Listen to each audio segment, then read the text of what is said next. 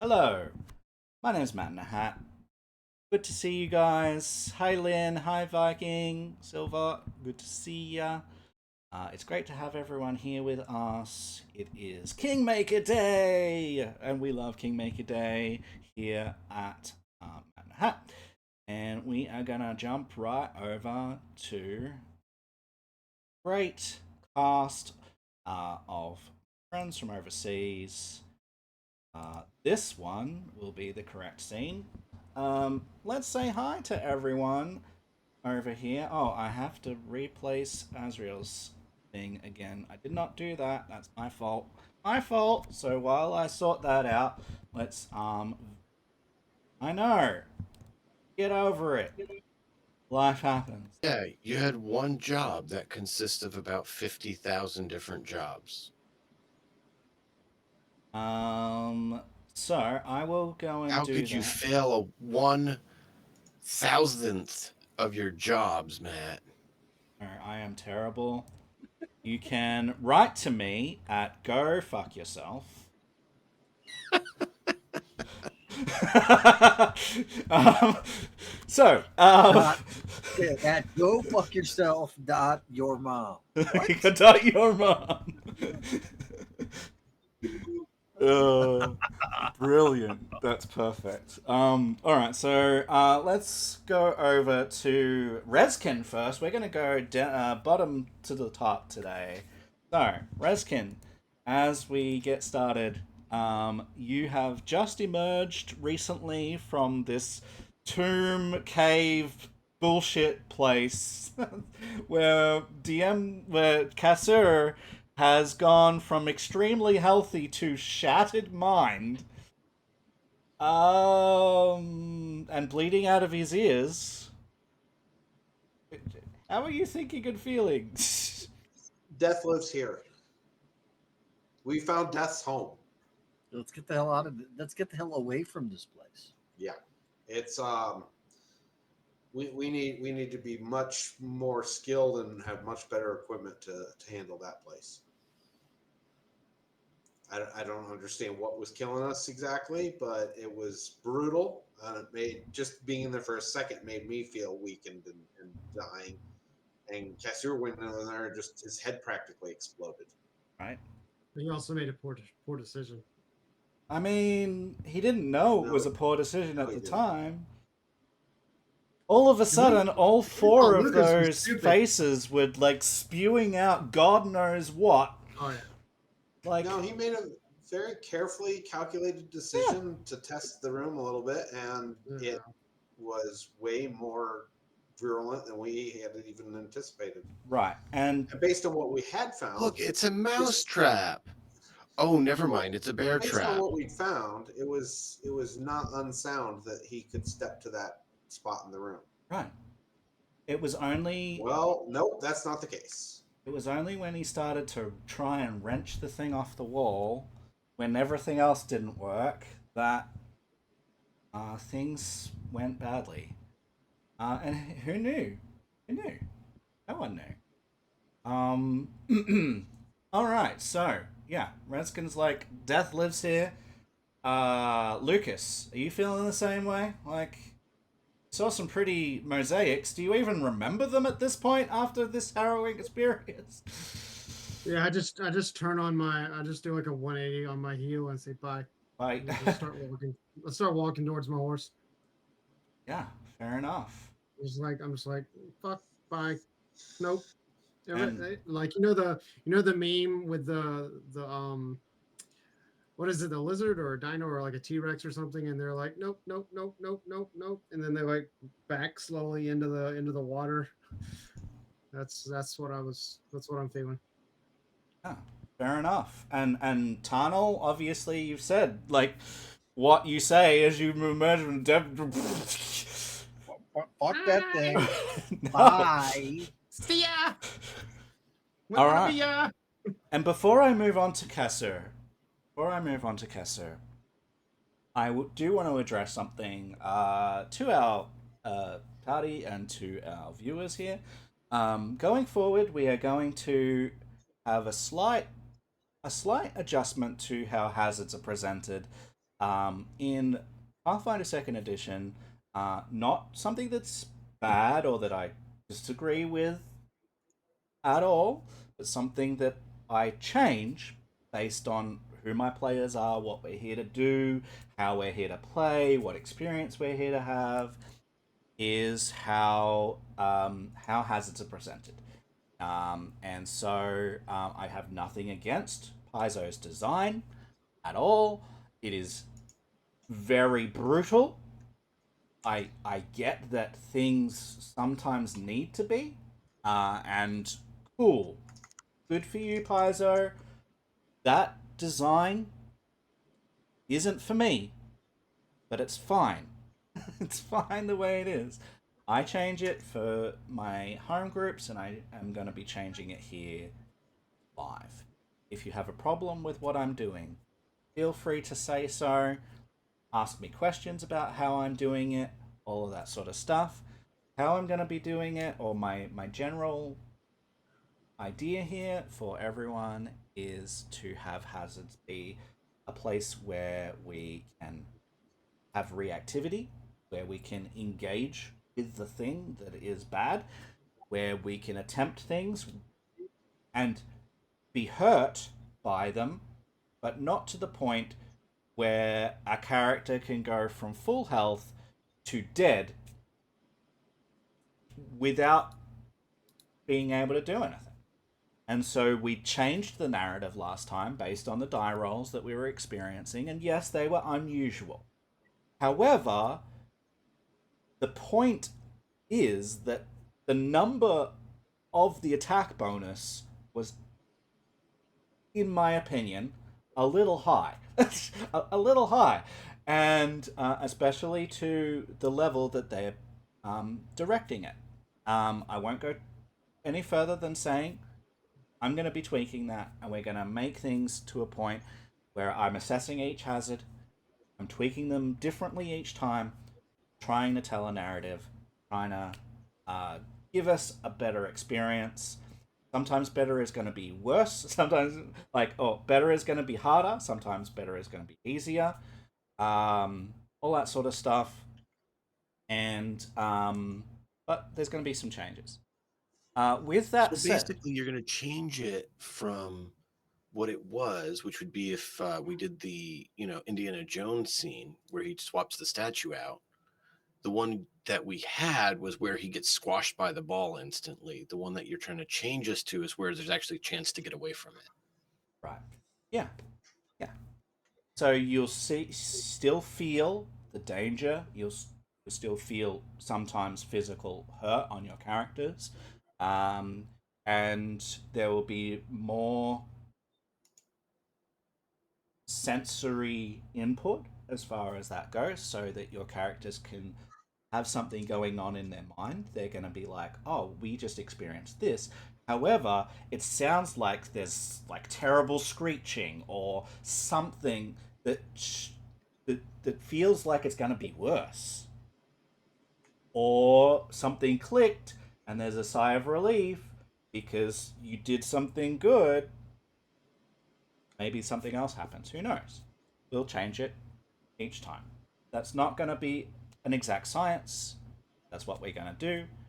I'm going to get off the subject now and turn our attention to Kasser, who has been basically lying on the ground, or maybe he's like at best sitting up with his head in his hands, screaming because his psyche has just been shattered. Yeah. So basically, when they dragged him out, he's just, even when they heal him, when he comes to, he like sits up screaming, like murder, like a bad man and everything. Probably making Rezkin question things a little bit because Rezkin was the only one there at that time. No, you fell down at Tarnal's feet. Yeah. Hmm? You fell down at my feet. Yeah, you ran into a wall right next to where Tunnel was. Yeah. But was saying after they dragged me out and I was unconscious, I thought Tarnal and Lucas went to get the horses. Yeah. So that's why I said Rezkin would be there when I woke up screaming. So how Wait, does we come back to Rezkin wrestling with Tarnal to keep his fingers over his mouth to shut him up. how does Rezkin actually deal with this grown man who you've seen strong in pretty much like the whole time you've known him, just screaming as he wakes up from unconsciousness? How does Rezkin deal with? Initially, it'd be shock, but then I'd probably pull out a wineskin or something and try and get him to drink. Yeah, fair A enough. wine skin, not a water skin. Mm-hmm. Hmm. Yeah, wineskin. Oh, let's. Alcohol sounds like an excellent thing. Yeah. You have some, or do you just have water skin? I Well, we think have he's a got bunch some. of supplies for food and drink and stuff. Yeah, and we We did haven't loot itemized. we did loot alcohol a while back, so it's fine to have it. So what is it you give him exactly? Some kind of wine, some sort of light wine of some sort. You know, nothing like hard liquor or anything, but like drink some of this. It's You're probably fine. it's Just drink probably some of this. You'll calm down. relatively common, standard kind of tavern wine. Like ale or mead. So he drinks it and then just starts hurling. I was gonna say. I wonder if he's ever tasted it. Okay. Don't like wine then, huh? Give him some water.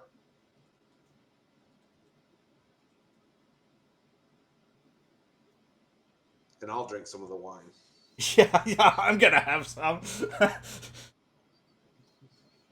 Am I there? Am I in there? Not right now. No. You're grabbing the horses. You will be very very soon. But No I worries. want to highlight a thing that is happening just before Tarnal and Lucas arrive back with the horses. So, Kassir, as you sip, you clear out your mouth, sip water, try and not feel gross. Um,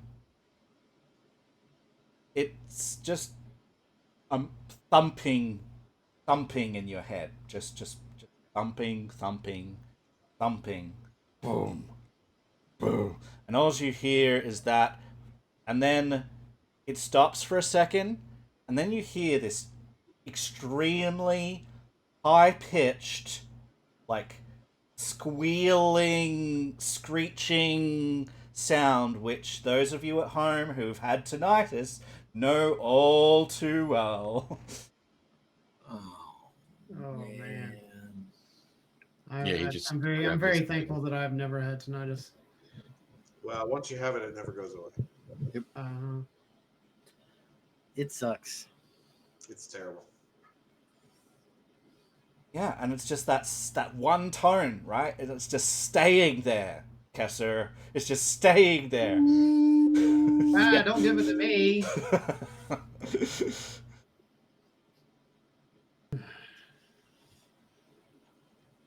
It's almost like a mosquito, Oh. just permanently in your ear, making that noise. It's terrible. All right, so that's there. Yeah, he just curls up almost like a kid in kind of like fetal position, shaking back and forth. You're sipping at this water, and it takes a good 10 minutes of like just rocking back and forth. You're not screaming anymore, but it's just all you hear is this thing, and you sort of hear Reskin doing stuff. It's not like other sounds are completely mute. They're just sort of overtaken by that. Does Rezkin say or do anything during this time? I mean, if you're just sitting there sipping water, I'll just sit with you. You Probably can the tell that he's best. very unsettled and uncertain and kind of out of his mind a bit. So, Kasur, as you sit there, you feel something. You feel, and you can see Reskin. He hasn't gotten up. He's just sat with you. He's there. He's probably fiddling with something.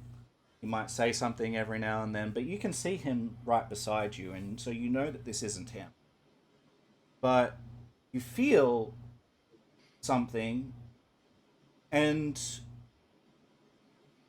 it might be a little bit of a shock, but then you realize what it is. You feel a blanket being pulled over your shoulders and wrapped around you, and it's warm and it's fluffy.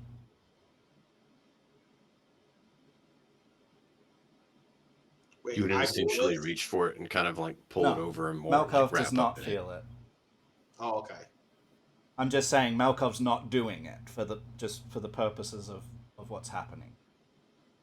So yeah, So Malkov yeah, doesn't. he would like pull it over him more and like pull it in.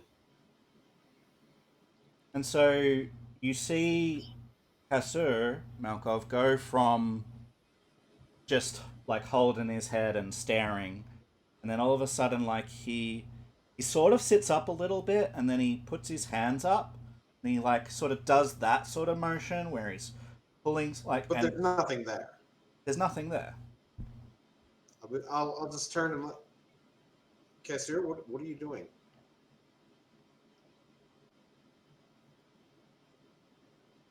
I don't know. Where are we? Outside the death cave.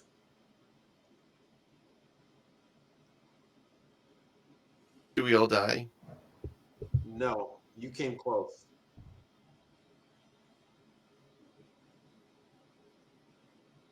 You passed out.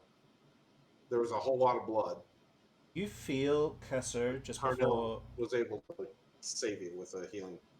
Yeah. So yeah, you hear that coming in, and you feel in you as he's talking a sensation that feels like the warmth that you just generated when you pulled in like that. You know how you just get that sense of warmth? You feel that warmth spreading through your body now, even as he's speaking.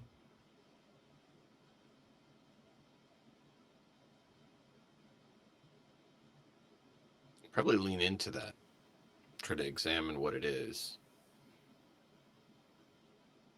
And you've heard Reskin say you came close to dying, Yeah.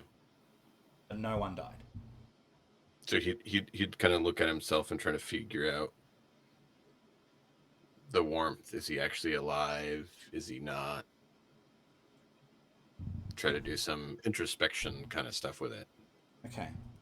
You hear a So Reskin would voice. kind of like see him like looking at himself.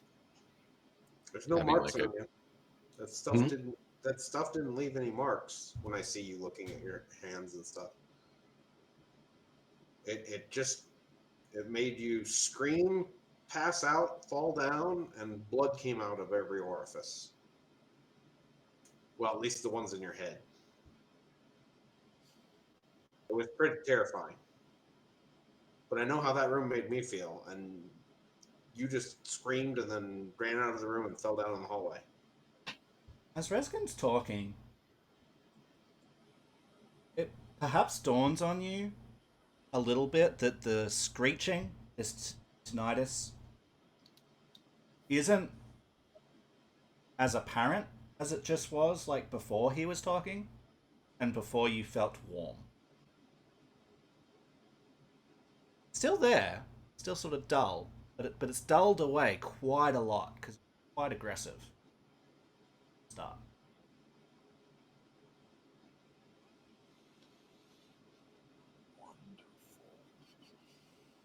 And you hear another voice. It's not Reskin's voice. It's not Lucas's voice.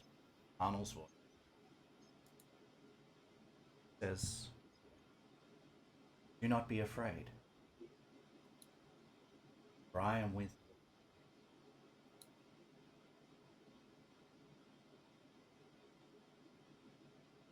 Is it Abadar's voice? Reskin's probably seeing him like turn to like listen to something. And he's trying to figure out if he heard it in his head Are you hearing or something? heard it externally. Did you hear Reskin's something? definitively not hearing. Yeah, that's why Kessler is looking around, trying to see if there's someone there. If he heard it internally, if it's internally, if he thinks that that's what it was, he would kind of ask internally,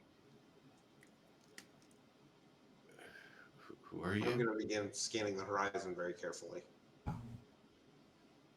Um, Coming back with the horses, expecting everything's just fine on the home front. yeah, Reskin, as you scan the horizon, you see Lucas and Tarnal off in the distance. They're still some way away, probably maybe a mile, but you sort of recognize that like they've got 4 horses, they're 2 male-esque figures. It's in the middle of the day, so it's not. You can recognize that it's them. I'll point them out to Kessler. Do you think maybe you heard them coming over the hill there? Yeah, no. In response to your question, who are you? The voice doesn't actually really answer in a way that you would expect, I suppose. Instead, it says,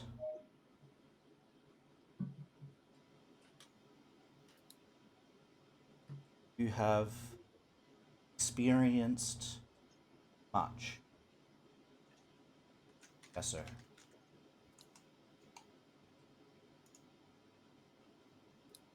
And as you hear those words, "You have experienced much, Kasser," you recall something. You recall being lost, cold, hungry in your town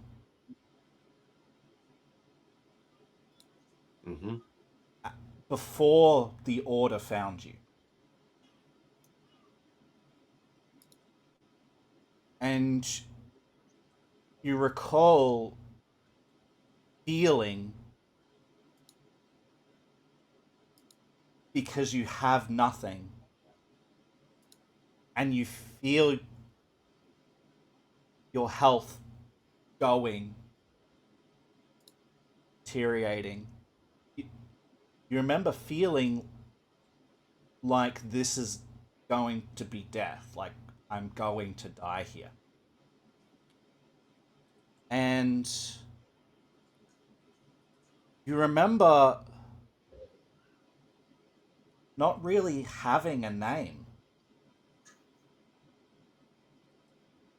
as that person, whoever that person was on the street. And you remember someone walking by and you like pulled yourself in because you were scared. But they opened your hiding place and looked on in, and they were holding a basket of bread, and there was like a long sort of almost a tablecloth that was sort of filling this basket. And you remember them pulling that cloth out from underneath the bread, shaking it off right in front of your eyes and handing you the closest thing that you had felt for months to a blanket.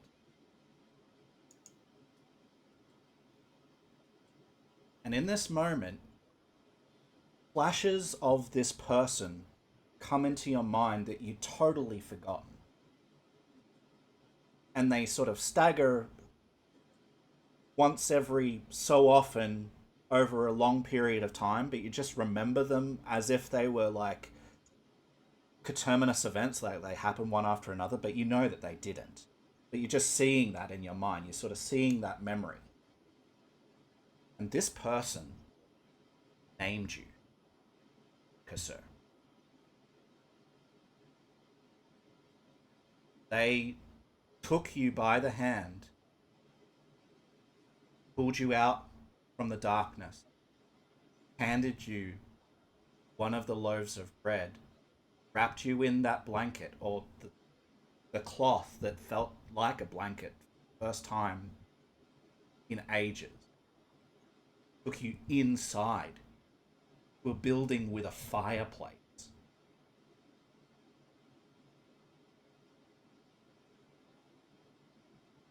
And that is replaced by weeks or months later having some soup just randomly. Weeks or months later, maybe you're sweeping the floor because that's just a duty that you were asked to do as part of being here. There were 4 or 5 other kids that also had to do that from time to time. Don't remember their names. Remember that they were there with you. Remember this person gave you a name. That's the voice speaking, or a voice that's so similar that it may as well be. Not be afraid, Cass.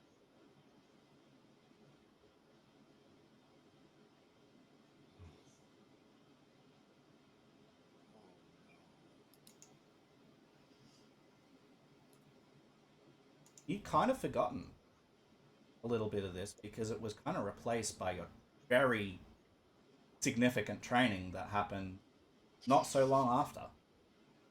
It was real easy training. It was no big deal. It wasn't, 17 broken bones later. Yeah, but you're remembering it in this time. There's a different He'll look cling come on to across. those memories and ponder them and try to recall what he can of them. But if Reskin looks back, he'll see that seems like he's calmed down a bit. And he kind of just tries to settle into a comfortable position and just try to recall all he can about this person. At the moment, you can't put a name to it. You're not even sure they gave you a name. Their name. They gave you your name.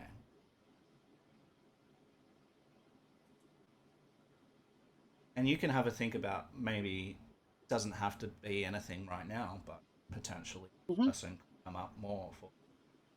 And this is a surprise to DM Nix, folks. Didn't know this. And I left it open for Matt to have fun. Right, and here's a moment. So, what I will say in relation to this memory and to guide maybe some future stuff here, because we've been trying to aim at this and there's been progress, but some stumbling blocks. You're remembering kindness. Didn't. A bit different than what he's used to. Okay. So Reskin can see. He seems to have calmed down, not shaking as much as he was. He seems to be very introspective, reflective, Tarnal. And Lucas, you are close enough to Reskin and Kasur to be able to raise your voice and call.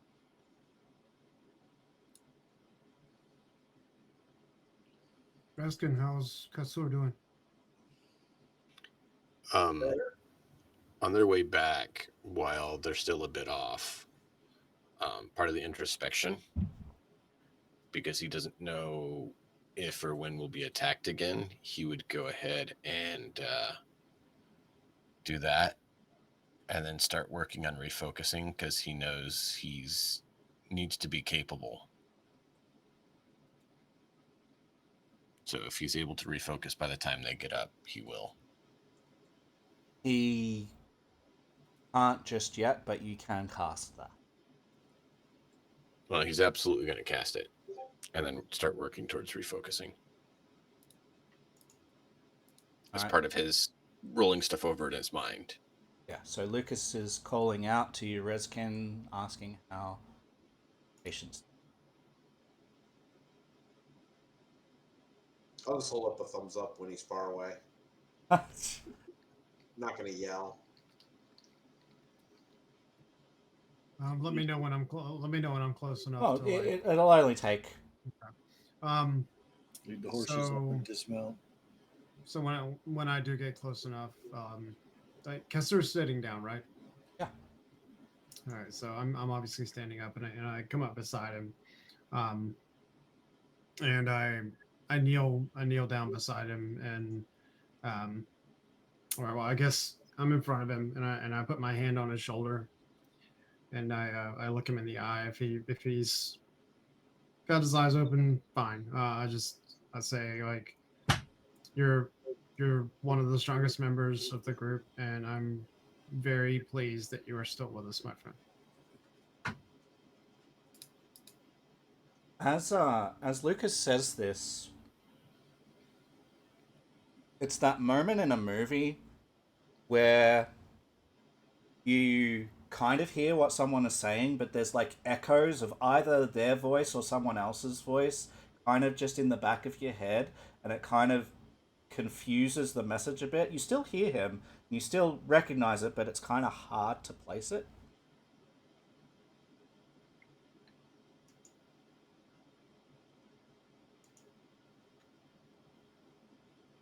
You can still respond if you wish.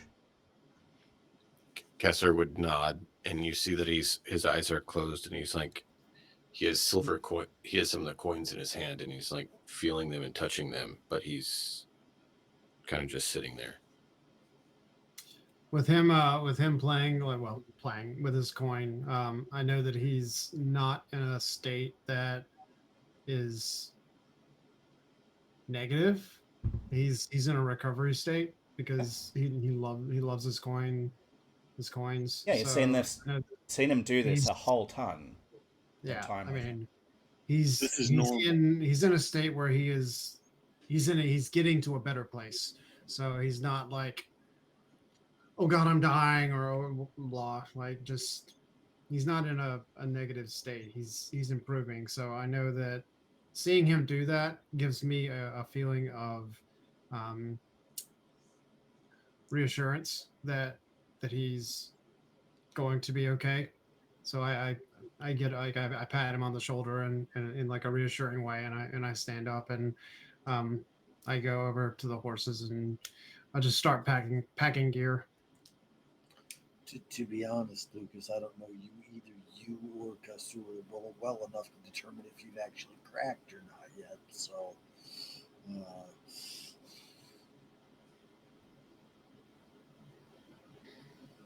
Could you say that a good nuts? I couldn't quite make it out. I don't know why. I missed a little bit too. I think you said cracked. what I said was is that I don't know either you or Kasur well enough to know if either of you have actually cracked or not. Now I can tell if my brother cracked. You already had him close once.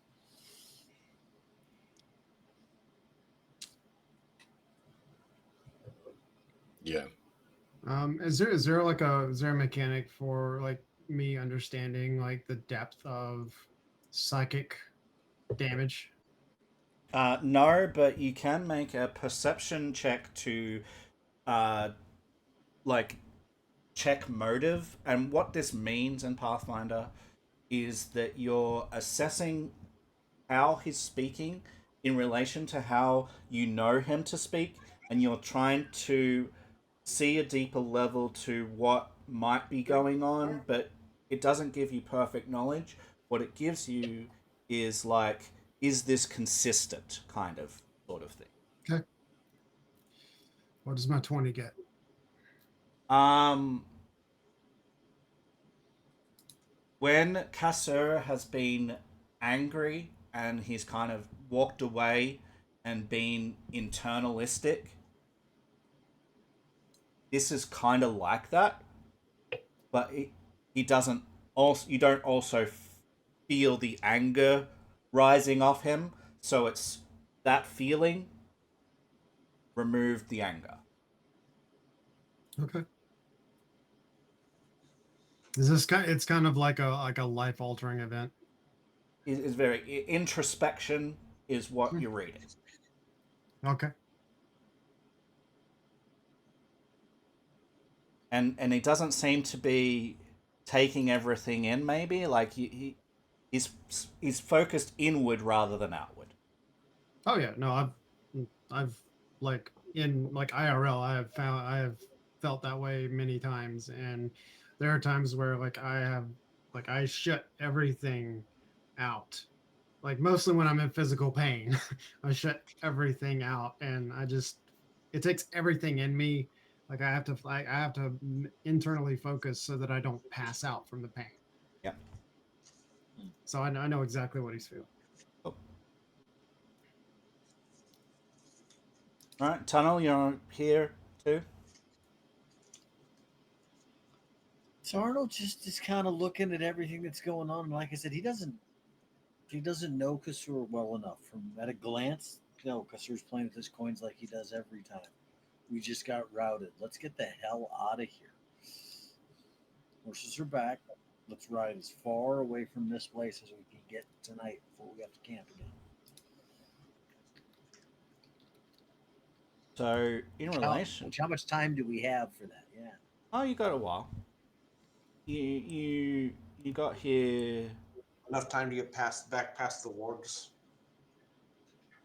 That is another question. So, you know that the wargs basically marched you all the way to the edge of that hex. Not that your characters consider it a hex, but uh, to the edge of their territory. land. They literally watched you leave.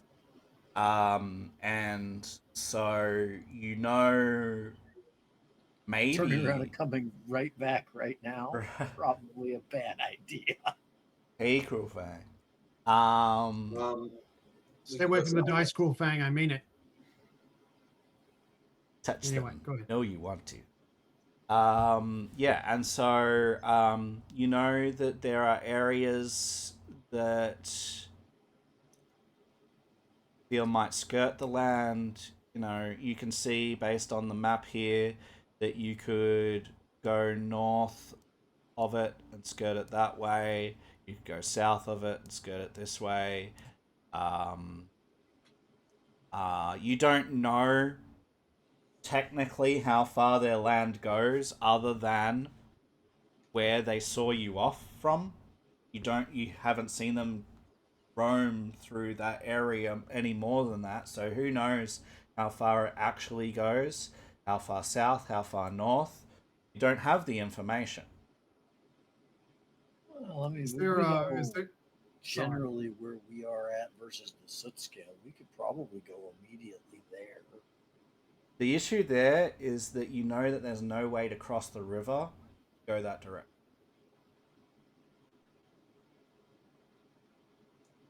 Because remember that the only crossing that you had was Nettle's crossing, where Darvik's ghost was. And you know you can get back there and Darvik's ghost is gone, but that's the only crossing that you've seen. If we can't make it all the way across there before nightfall, then I would suggest we go southwest and camp down there. But I don't want to stay here. is there like didn't we talk about like having a relationship with um whatever it is, night howl or howling, whatever, the warg and maybe parlay and like do like a free passage agreement or something. We tried to negotiate with them, and we negotiated them not eating us. Yeah. That's This good. basically That was is that was a basically- success. Okay, all right, I mean, Southwest it it's a is. success. It is a successful negotiation. Absolutely. And I will say.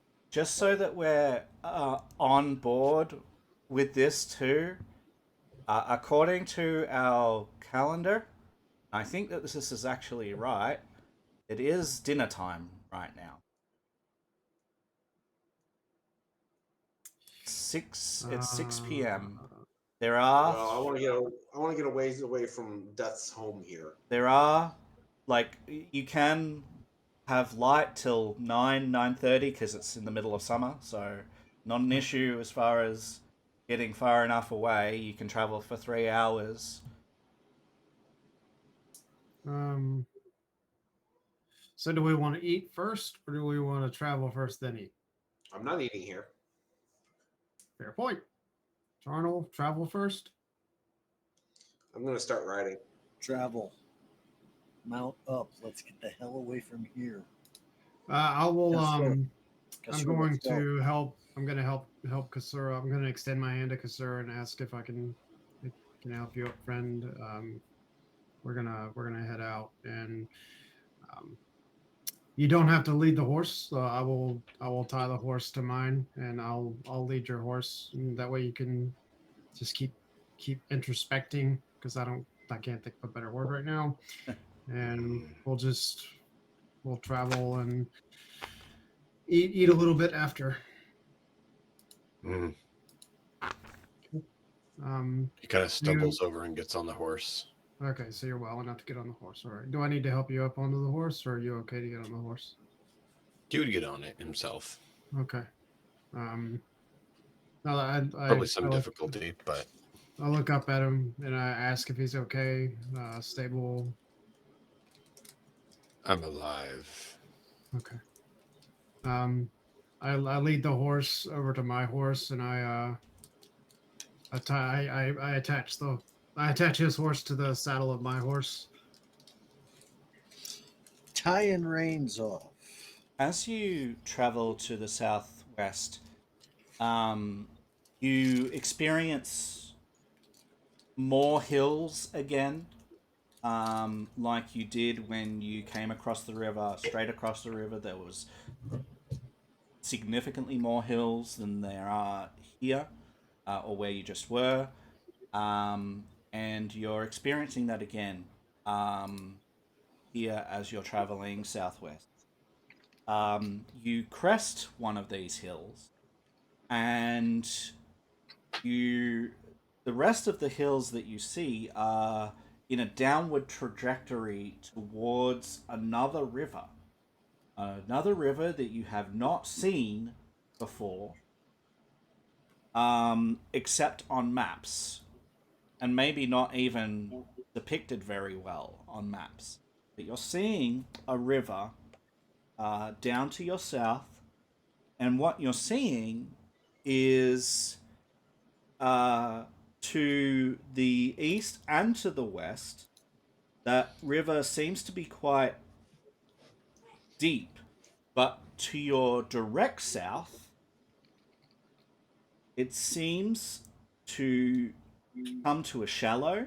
You can see reeds growing out of it, and it looks like a navigable ford of some description that crosses to the south. Would I be able to determine this from spyglass? Like if this is the You can best tell, place- all of you can tell it from Okay. your point All right. where you are now. You can see it. It's Check still the off in the area for distance, traps. but you can see the difference between the color of the water on to the west and to the east, to what it is directly to the south. I mean, if there's reeds growing, then it's definitely fordable.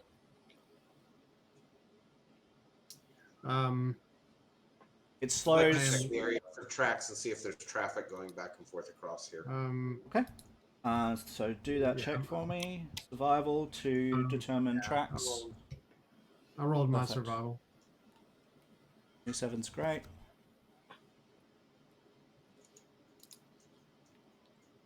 Hey, kitty. 18's fine with Lucas's assistance.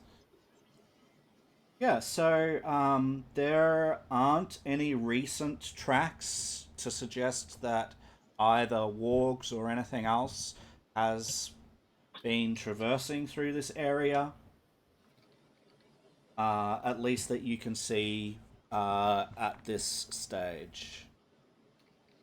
I think it's You, time to look for a campsite somewhere a little bit away from the forge, so we don't. If there is traffic that comes across it, we're not. yep, there's rolling hills, so there might be like an overhang in one of these hills that you might be able to set up in, and with the checks that you've just made, you would be able to do that.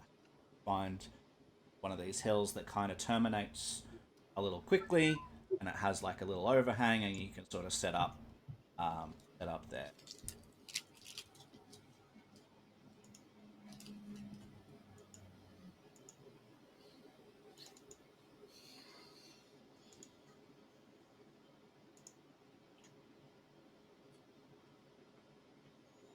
And so we will transition to our campsite.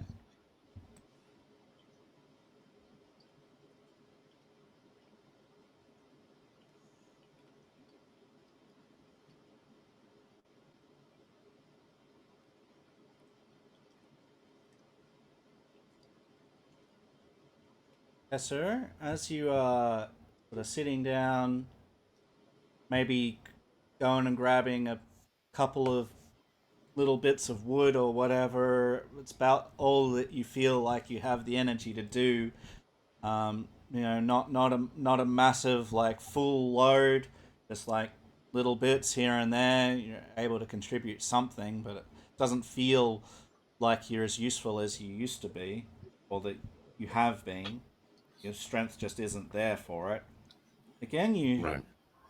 hear this voice, warm, reassuring voice, the voice that gave you your name, saying, "You have been through much, or you have experienced much, sir." What I miss? Nothing. Okay. I'm gonna cook It's been haggis quite a bit. for dinner because Kessler threw up, and haggis is good for nausea. Nice. Yummy. What about blood pudding? I don't know that. You can't have haggis without blood pudding. Come on. Luke, I am your father. uh, All my cruel family. All right, so it's a normal success. It's +1 status effect against nausea for the next 24, or against sicken for the next 24 hours. nice. That is superb. That was 2 basic. What was that meal called? Haggis.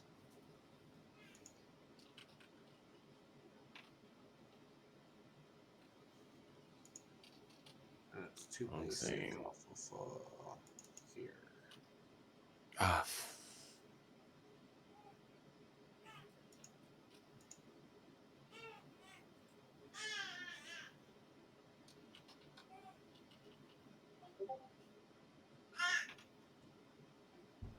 Yeah, so you guys set up your camp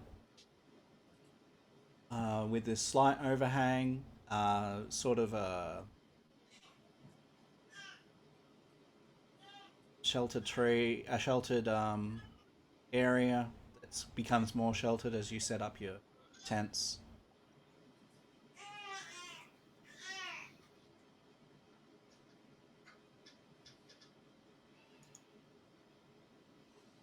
Uh, the Who's taking three first others, watch?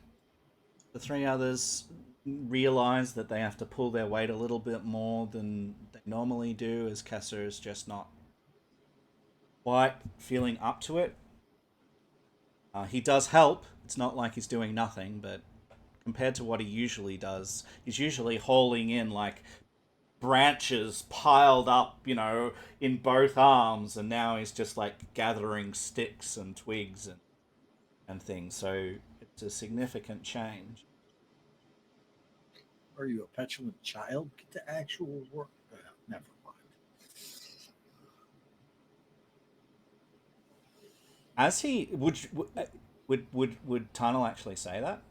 By the way, No, no. in fact, that would be outside of his nature entirely.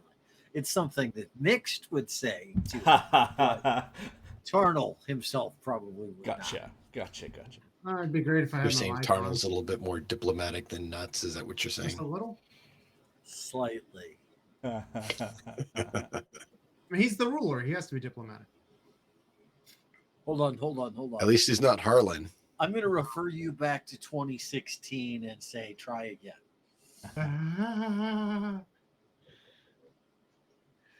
All right. Anyway, So but no, that haggis was really good, Reskin. Thank you. now you have a filling meal. Feels good. Stomach feels full. You're feeling tired. It's been a pretty harrowing day. You feel more tired than you normally feel at the end of a day, just because of all of the crap that happened in that tomb. And you feel like you're gonna get a good rest. And yeah, you close out for the day. You set your watches. And Cast my alarm spell. cast your alarm spell. And let's change the day. Set day. I need to go to hour, and we need to take it back to dawn. Be somewhere between 6 and 7 in the morning. Sun is already shining, albeit like it's even warm on the horizon. You feel already like it's going to be quite a warm day, perhaps even to the point of being hot due to the fact of feeling the sun's power already this early.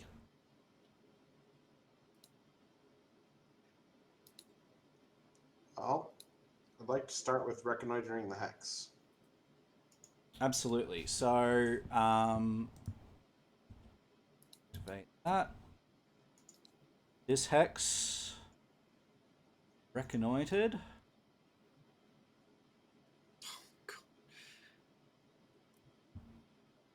Gonna put server here. Save that. This is Gudrun River Ford. Basically, it's exactly as I've described it. Nothing more here. It is just a bunch of hilly area leading down to the river, where either side it's sort of fast moving and deep, but coming down here there's reeds. It's slowed down significantly. There's a lot more like curves in it, slowing it down, perhaps terrain that slows it down, and also the reeds and everything else that's slowing it down to the point where you feel like you could cross it, and no significant threats that you discover, or points of interest outside of Hilly and a ford.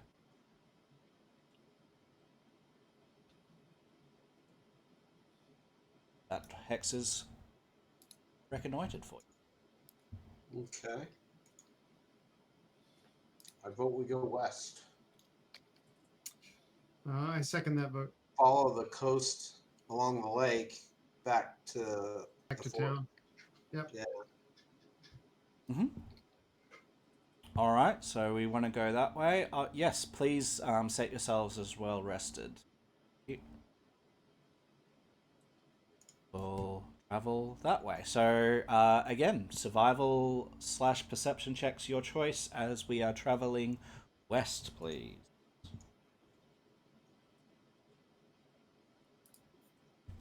One roll. Survival or perception. Okay. All right.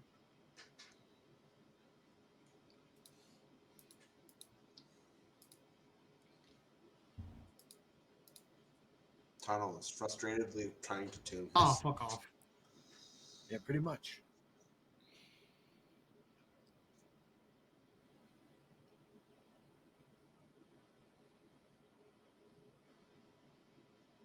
Lucas,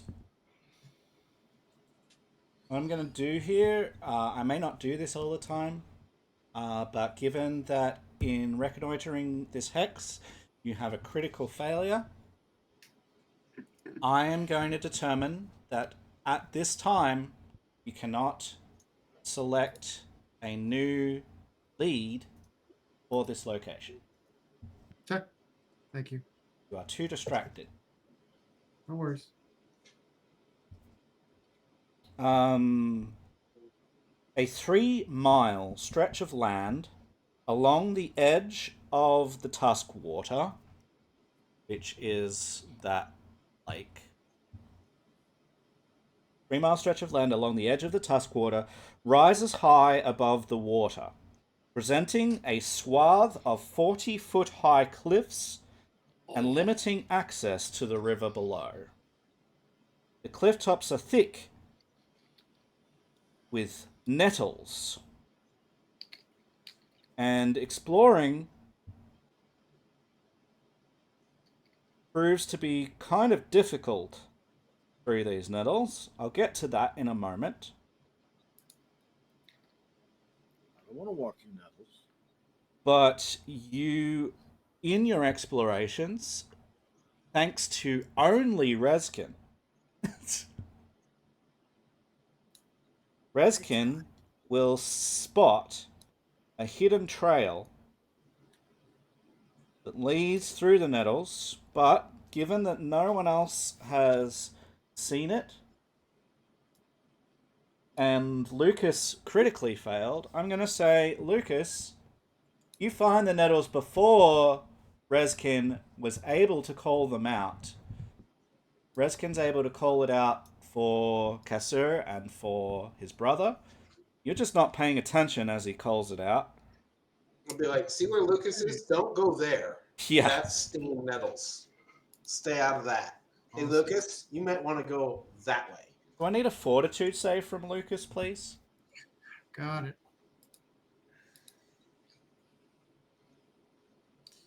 +8.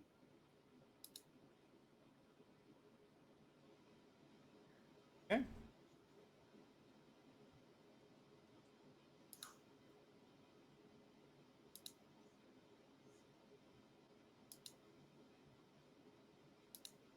All right. So what I need here. So this +1 bonuses.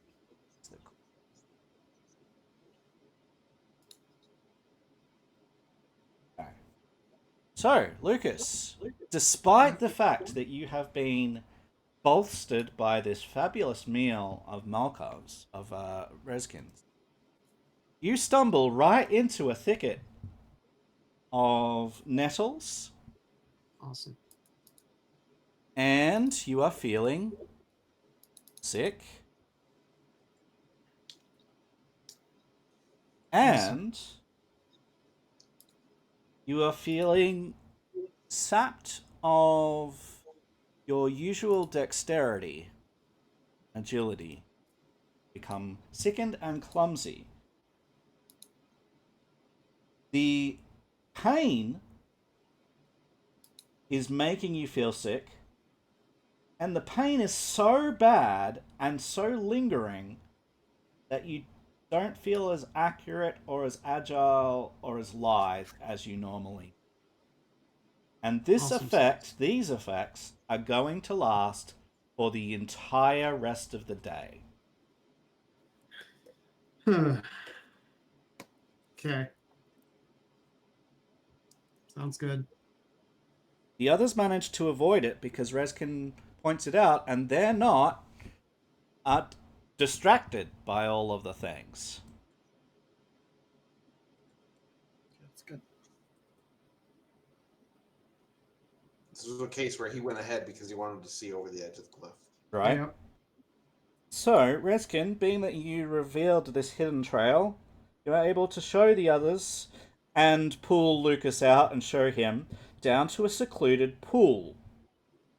This pool is 50 feet in diameter, and it sits at Tuskwater's shore. So it's Tuskwater, and then there's a little bit of land, and then there's this pool. Is the pool up on the cliffs? Like up above? It leads down Okay. to it.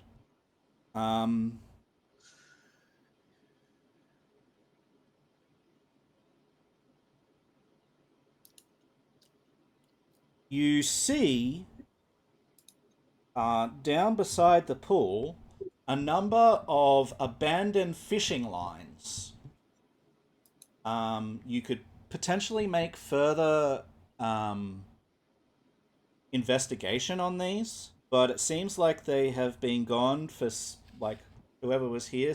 There's no sign of anyone coming or going, but just these abandoned fishing lines that seem to have been left by the side of this pool.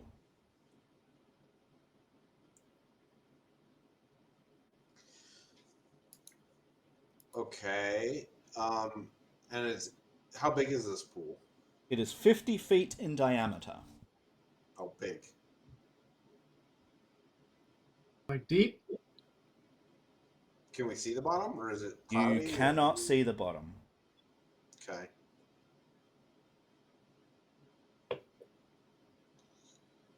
Are there actually still lines on the poles? Some of them have half lines, but a lot of them have been frayed and lit. Okay. They look pretty weathered, like they've been just left out here for God knows how long. Yeah, and as you see them, like there's a number of them. There might be maybe up to a handful of them. They're not real close together. They're like spread out and sort of higgledy piggledy. But they seem to be kind of going in a south trajectory, kind of like that. Seem to be just pointed randomly toward the south. Well, I guess we can scout that way. Scout around the edge of the pool here. I'm going to stay a good 15 feet away from the edge of the pool, though. At Okay. least 15 feet at least. Everyone's like, water? Hell no.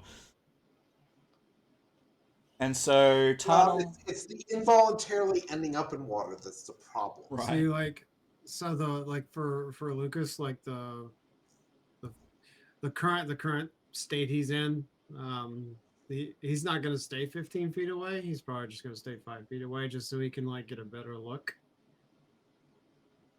That's always gone well for you up to date. So I mean, I have to like stick with the character, right?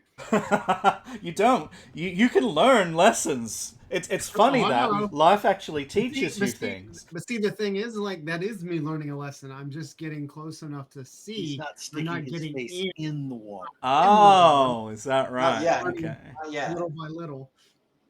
Cassur would probably holler out to Blackstone if he saw him getting that close. Blackstone. I believe standing a little further from the shore is better, seeing as we've had experience where we slough into the mix of the water before with a swamp, if you recall. I see you're Should feeling you better, check my the land friend. maybe before approaching that close? I'm glad you're feeling better. Oh, yeah, I suppose. And Investigate for Yeah. problematic terrain I mean, before stomping in. I have armor on, so I'm staying a little ways back. I don't feel like I mean, I suppose I can. taking a dive into the drink fully weighed I'm down. not gonna dive in. Look. And that's what they Wait. said before they got yanked into the swamp. Just you wait till you turn your back. Woo. Now, I will say this: if something comes out of the pool and grabs me, that's different. That is not my fault. That's not my If fault. it does, then maybe you should have been further from the water. Thank you for the lurklin. Sorry. Tunnel. Is that a real Yes. thing that you want to do? No. I I was gonna say, made like, the you're gonna snide cleanse- ass comment and made the gesture like I would actually do that to him, but I'm not even gonna follow through with that. Come on now. I'm terrified of water. I don't even want to get close enough to it to push him in. No, he means the cleanse affliction. Are you Oh, the cleansing cleanse of fiction that I popped up over there. Yeah, Yeah. when we actually stop and he starts debating it back and forth, I'm gonna throw Okay. that on him. All right. So, gentle restorative magic pushes back effects of toxins or more complex melodies. Choose an affliction on the target, such as a curse, disease, or poison. Reduce the stage. Reduction applied. Okay. So, you will concentrate and thrust your focus toward Lucas. Can I get you, please, to make me an occult check?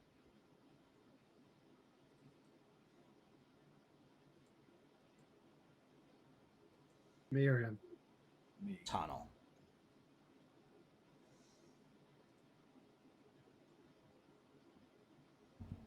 Okay, you use the spell slot and it has no effect.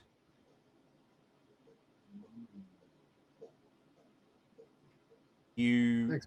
Uh, you learn in this moment that he is not afflicted by a curse, disease, or poison.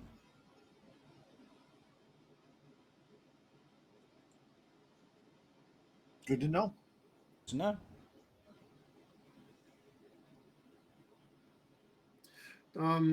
Is there a way that I can, I guess, like heal myself with my expanded healing kit? So Does medicine work that way? what happens as a narration? You don't have to make any checks. Okay. No matter who tries to heal your wounds, as successful as they are, I'm Mhm. giving whoever tries auto success.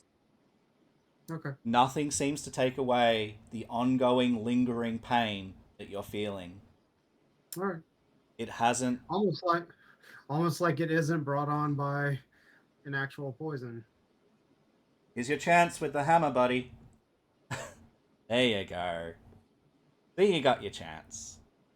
What did I do? Okay. Yeah, and so something about the way that those metals contacted you has made it so that you're going to feel this pain, and nothing that anyone can do seems to be able to take it away. So, it doesn't seem to be physical pain, right? It's more like No, it's mental, very physical emotional? pain. It's just not the type that's doing damage to you. It's just All right. it's just pain, and it's affecting how you're feeling. Okay. Like you You feel ever been sick stung by a scorpion?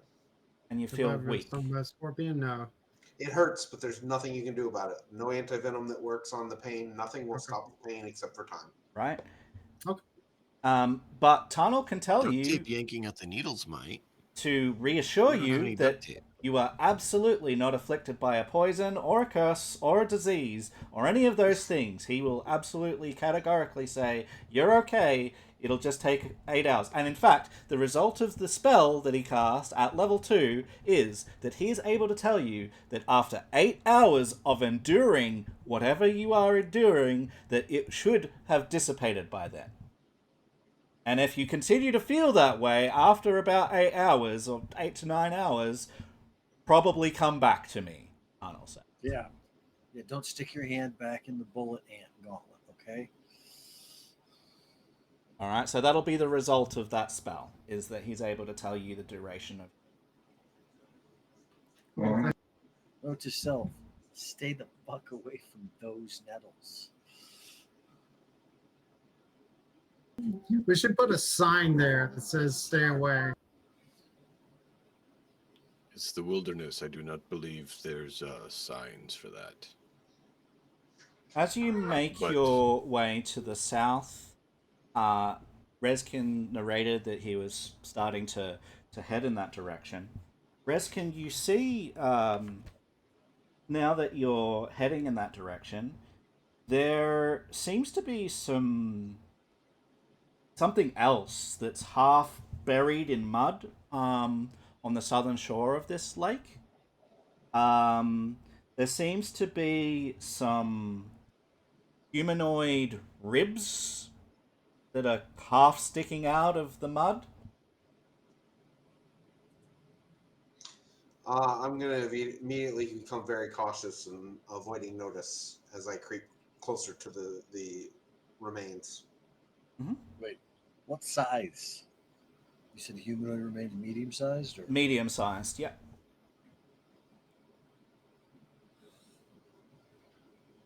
I'll point at them and I'll say, keep your eyes peeled for anybody out here, but those are long dead. And I'm going to creep up to the remains. Okay. It is a single set of ribs of what looks to be human, or probably a human based on that. Again, long dead. You see uh, a number of other bones now that you're close, though most of the bones are away. Like, it's not a full skeleton we're talking about. It's a set of ribs that you see, and you might see maybe a tibia sitting out of the ground or something like that. You know, a couple here and there, not many left. So maybe like a body was here and animals got at it. Right? And you also see a glint of metal that seems to be close by. And you see a cloth that's been caked with mud and seems to be wrapping this piece of metal. Check the area for snares and traps before I touch it. Make that check. Perception. I'm just going to keep eyeball out for anybody who's going to try to ambush us while we're doing this. Can you make me also a perception? Where are you looking? Are you looking around on land? Are you looking water? Directly around us, just kind of in a slow circle, looking up and then glancing at the water and just going back and forth in a circle. Make me that perception check as well. Reskin, you don't see anything that would be, to your mind, a trap or anything like that. The things that I will reiterate to you that you see are a couple of scattered bones, and nearby this particular set of bones, you see an old fishing line, but it doesn't seem to be rigged to anything that you would consider to be dangerous. Okay, I'll pull the cloth and metal all as one bundle out of the muck. Okay. I'm just keeping an eye out for anything to be moving or suspicious on the area around us. Trying to keep overwatch on everyone. Okay. Cool. So what I'm going to do, I'm going to drag an item to Reskin. This will appear in your inventory in just a moment. Don't do anything with it just at the moment because I'm going to need to also change it. Okay.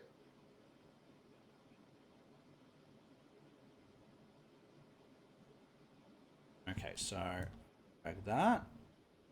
We're going to edit it, and we're going to that as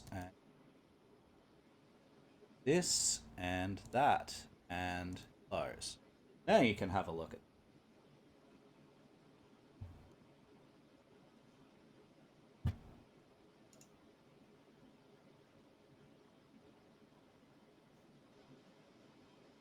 Yes, those raised eyebrows are correct, sir. Oh, what? God.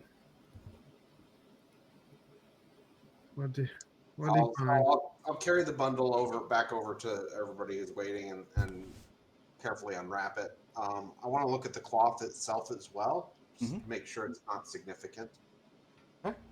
Yeah, you like it seems to just be like wrapping for it. While you're bringing that over, Turnal,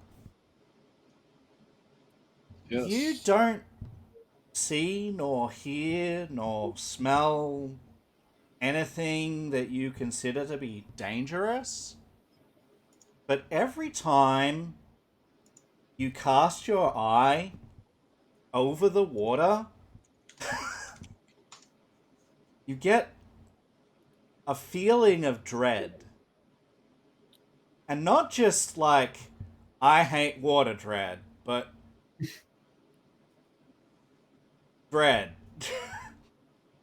There's something in the water. I'm gonna take another 5-foot step away from it. I'm also going to take two 5 feet. I'm going to go back to 15 feet now. After I see Tornal moving away, and he's normally very cautious, I'm going to use that as a learning moment and step farther back. Nice.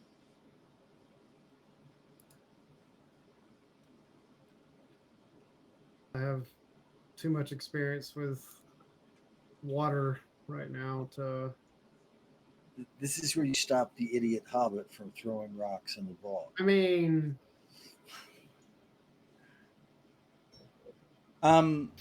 Kasser, as you are gathering with your friends and companions, you see something on, not in, the water. You see a light, bright, shining, brilliant golden light. Seems to be hovering about 20 feet away from you, or away from the edge, towards the middle, but not exactly in the middle, of this 60-foot wide pond. Hmm.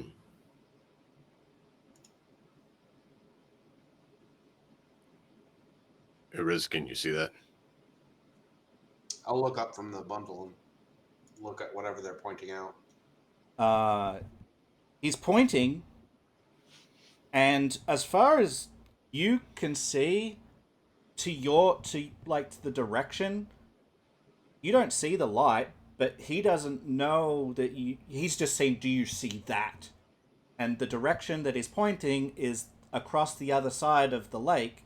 And you see on the other side of the lake that those cliffs that we were saying that you came down, and those nettles come all the way like a strewn down the cliff, and they kind of make their way down. And based on what he's pointing at, to your eye, you think he's pointing at that. Yeah, I see the nettles. so What about them?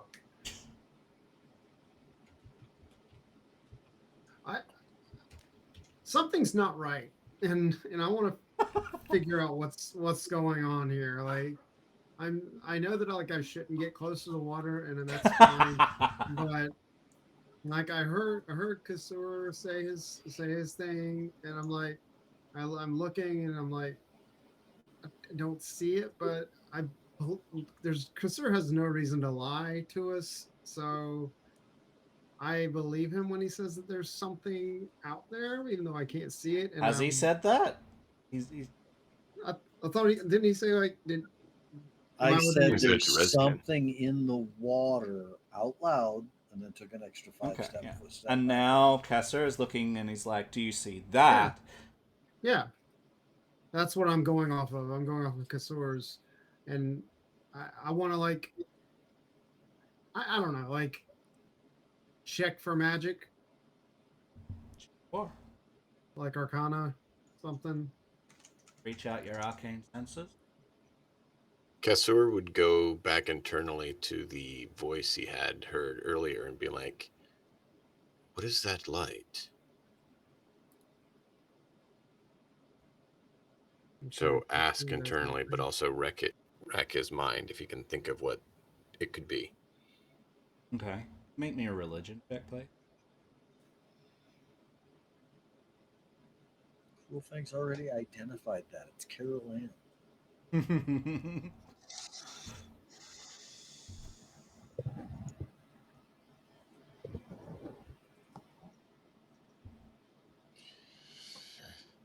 Oh, the dice hate me. Nice, hit me too. Do not be afraid. Brian with. Says the DM.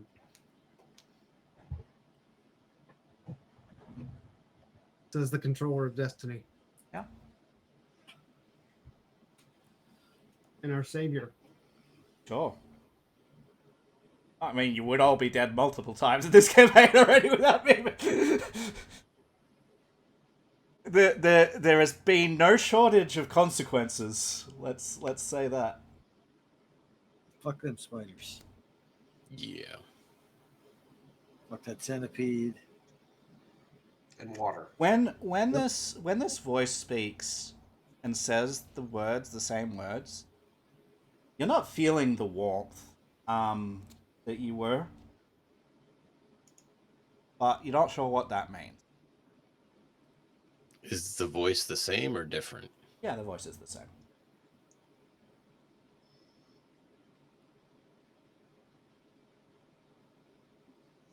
I'll just look at Turner. What do you think's in the water? Just a bad vibe, or did you see something? Didn't see anything, but there's something in that water. Where did you see that, Tarnal? He just points at the whole pond and he's like, "This whole thing's not like there's something somewhere. I don't know where. It's a." You know, the whole full-on Price is Right style model, up, Okay. like down, left, right, in the water. I guess it's How on the bad. specific do I have to be? I guess it's on the bad decision maker to do something here. No, You don't have Prepare to. to move away. I'm going to launch my spear in there and see what happens. Okay. but he's doing it from a distance. Yeah. And it I was comes gonna do it from a distance too. I was gonna pick up the fishing pole and like throw it in the water. Should be right at the edge to grab the pole. No. Is there anything on that cloth that was wrapping the sickle? No, it's just like, consider it an old rag. Okay. It's a nice sickle. Yeah, it is. It's very nice. So It's very sharp. All right, so your spear Not access to slashing, enters into the water, I think. and it sinks down to about 3/4 of its length and stops. You see a quarter of its haft above the water, and 3/4 of its haft are beneath the water. And then something snaps your spear in two, and both halves sink. It's supposed to return. How about special spear? When you call it by your mind, like come back, both halves appear in your hand.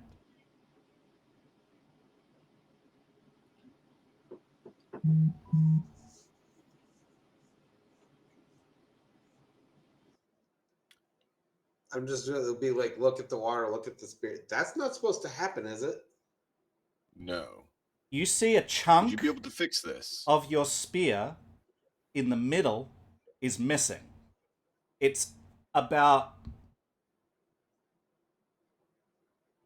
half a foot shorter than it was, even when you combine them. I was going to offer chewing gum. That's definitely not going to cover that gap. No. Something snapped it. There's some creature in there. I already. You already what? You said there's So something. already You said didn't there's say something creature. in there. Yes. Did you know it was a creature? You said there was something. But it's a big beast to be able to bite that. I show him the haft and the space missing.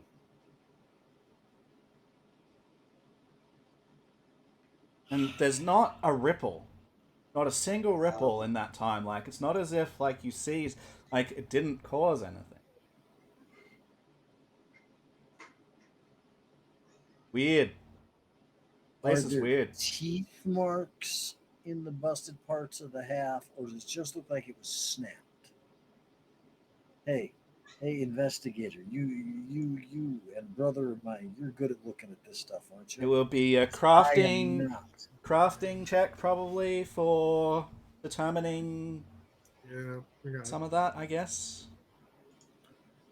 Oh, yeah. Yay! So the investigator looks it over, and he determines that something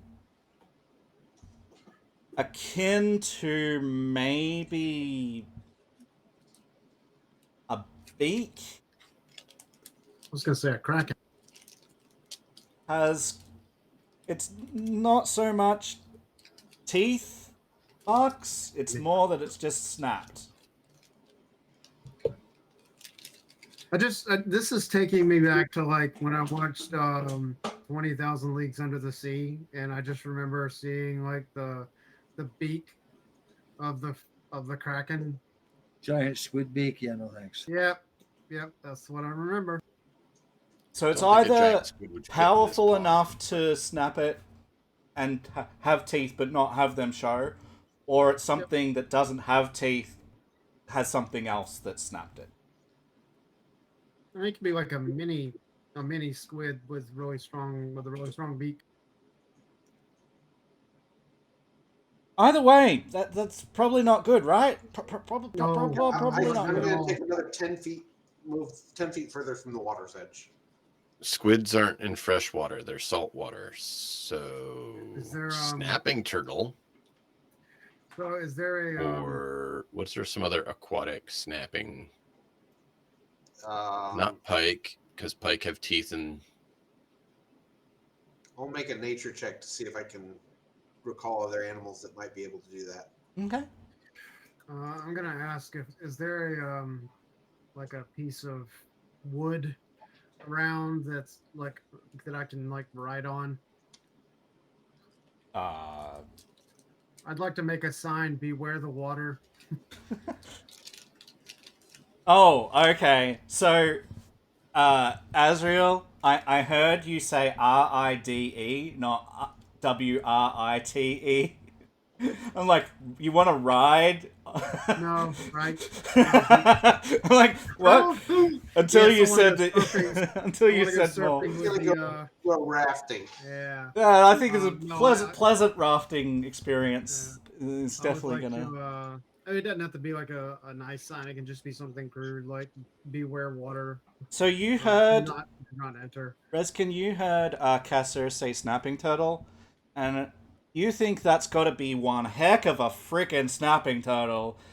Nothing that you've ever seen or heard of to do that. It just To be clear, snapped his weapon in two. that was It's solid me steel.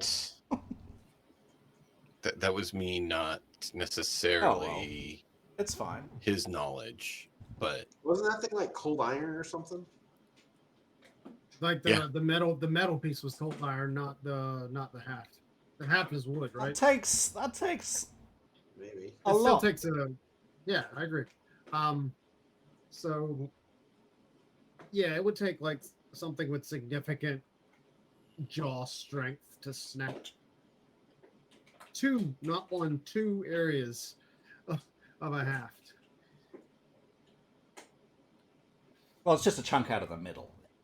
Yeah, Yeah, it's the sure, jaw. but it's still like, I mean, it's basically biting a chunk out of the haft. So yeah, with Scissors on without either side of the jaw. yeah, without leaving any marking. Yeah. Not like a what? Like a like So, taking a. uh, I don't know. I don't know. I'm willing to. I'll roll nature check to see if I have any thoughts. I have thoughts apparently. you sure do. My thoughts are I don't want to get hit or bit by whatever did that to his weapon. That's my thoughts. I'm sorry about the noise she's making. She's got a Gatorade bottle. Fine. Um, in this moment, Lucas spots something. Sort of, he's fiddling around with one of the fishing lines, and this particular fishing line just seems to be taut, right? And so, like, you pull on it, and like, there's resistance. Pull on it some more, and as you pull the hook out of the mud, um, uh, a piece of leather has been. It's basically someone's like stitched the fishing line into the leather, right? And you pull it out, and you see written on this leather, "Beware old crackjaw." I don't want to die today. Come on, man. But the word crackjaw hasn't been completed before this leather has been taken away and this fishing line has been taken away. And whoever wrote it probably has been taken away. I mean, whoever wrote it is the ribs laying over there. No kidding. The only thing that first went through my mind right there was an NPC named Old Crackjaw. Sounds like it'd be just as relevant in DM Nix's Cyberpunk campaign. Yeah. Is this an area where like I would like? So, I'm pretty well studied. I'd like to see if I have come across old crackjaw like anywhere in my reading. Well, what I'm going to do is this. As you say the name out aloud, because you're reading it out aloud, your friends are relying on you, so you say it out aloud. With all of you thinking about this, there is a story that some of you know the start of, and some of you know, like, that further in, of an old legend of fishers and boaters that talk about an indestructible reptile named Old Crackjaw. So it's a reptile. That's good to know. Alligator. I could see an alligator doing it. Alligators have some strong ass Whatever jaws. it is, it bit the spear haft into three pieces without any effort. Clean. And was gone before we saw it. And didn't make any ripples. Are we sensing foreshadowing and maybe some danger? Run! I think we should get out of here. Run! Let's just go to town, damn it. We can come back later with the ballista and try that from the cliff edge. Seems fair. Once those nettles have been dealt with. Alright. So you guys head back up the secret hidden path. Avoiding the nettles. And you can head off.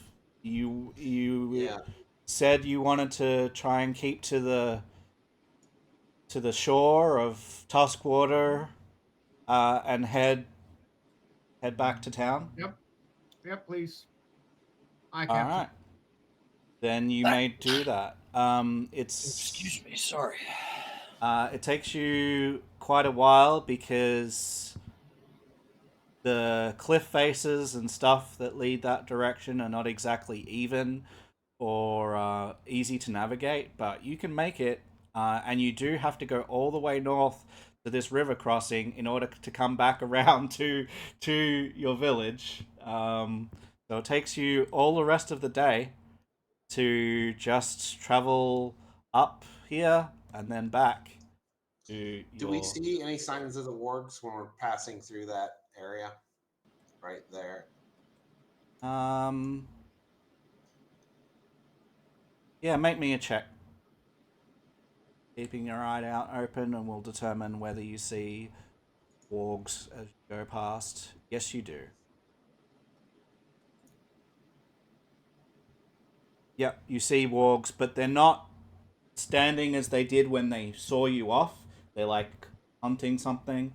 You do see a small pack of wargs hunting something, catch something, rip it to shreds.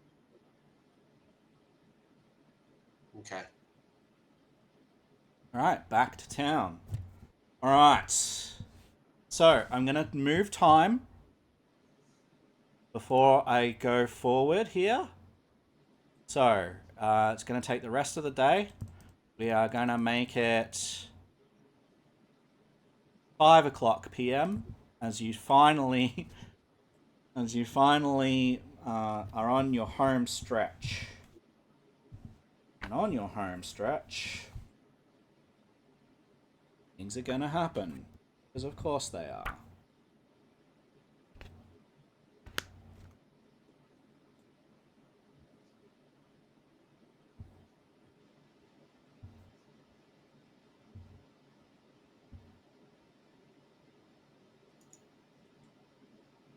You see a number of villages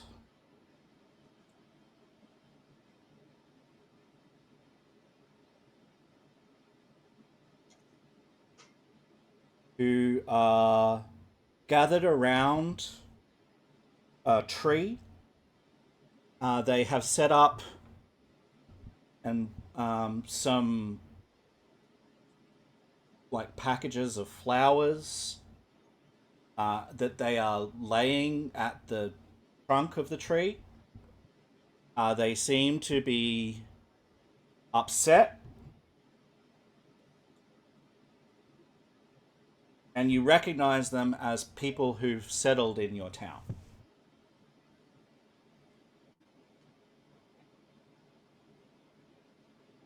Upset about what?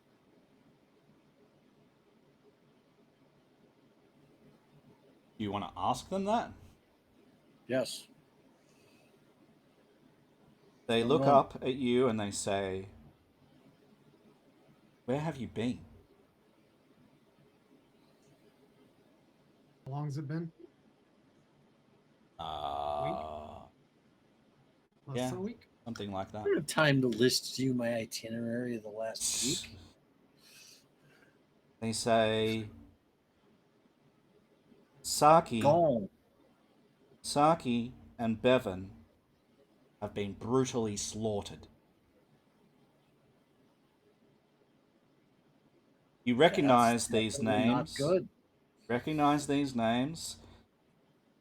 Saki was a female human farmhand. One of the farmhands that was sent up to your farmland between here and your farmland. And Bevan is a male human shepherd who was also helping out and moving stuff around and doing things in the local area. These are two of your citizens who have been brutally slaughtered. Who killed them? Or what? Villagers say they do not know, but it could be the depredations of bandits or a beast from the surrounding wilderness. They were brutally I will. slaughtered, slashed to pieces.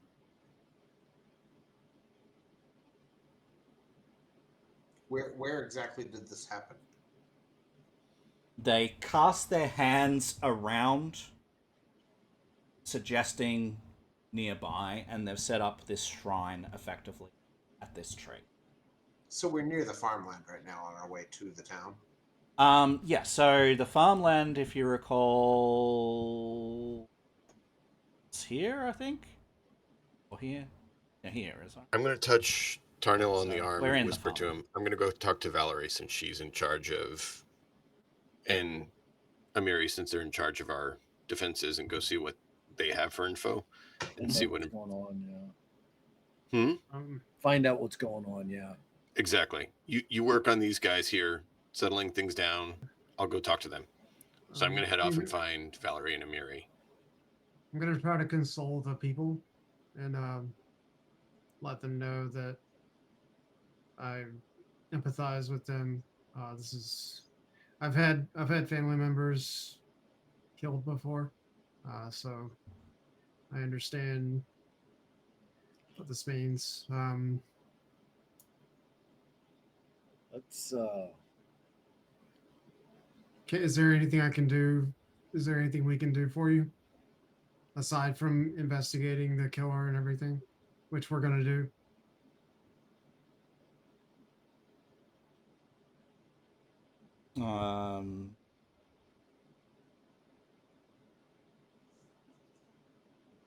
One of them like has like an emotional outburst and says, "Bring back my mom." Um, I understand the pain. I understand the pain you're in. We don't have the power to bring her back. I'm sorry. I can imagine that you would much rather just have not had this event happen. This And we would sort of also. maybe 13, 14-year-old kid comes running up to you and starts like bashing the side of his fists, not his actual Yeah. fist, but this like against your chest Yeah. as you're talking. Goes, "Bring back my mom." Yep. And while he's doing that, I kneel and I grab him in a not in a manner of like holding him, but like a manner of hugging him and just I'm consoling and it's okay. You can cry. You can just let me let us take care of this for you. We're very sorry that this happened to you, but there's nothing we can do right now except for investigate. But we will take care of you. Yeah, the other folk that they're obviously sad, but it's that like they don't really know how to respond to you or to this kid or to the situation. They're clearly in like shock, and yeah, they're just like asking pointed questions. Some of them like, where have you been?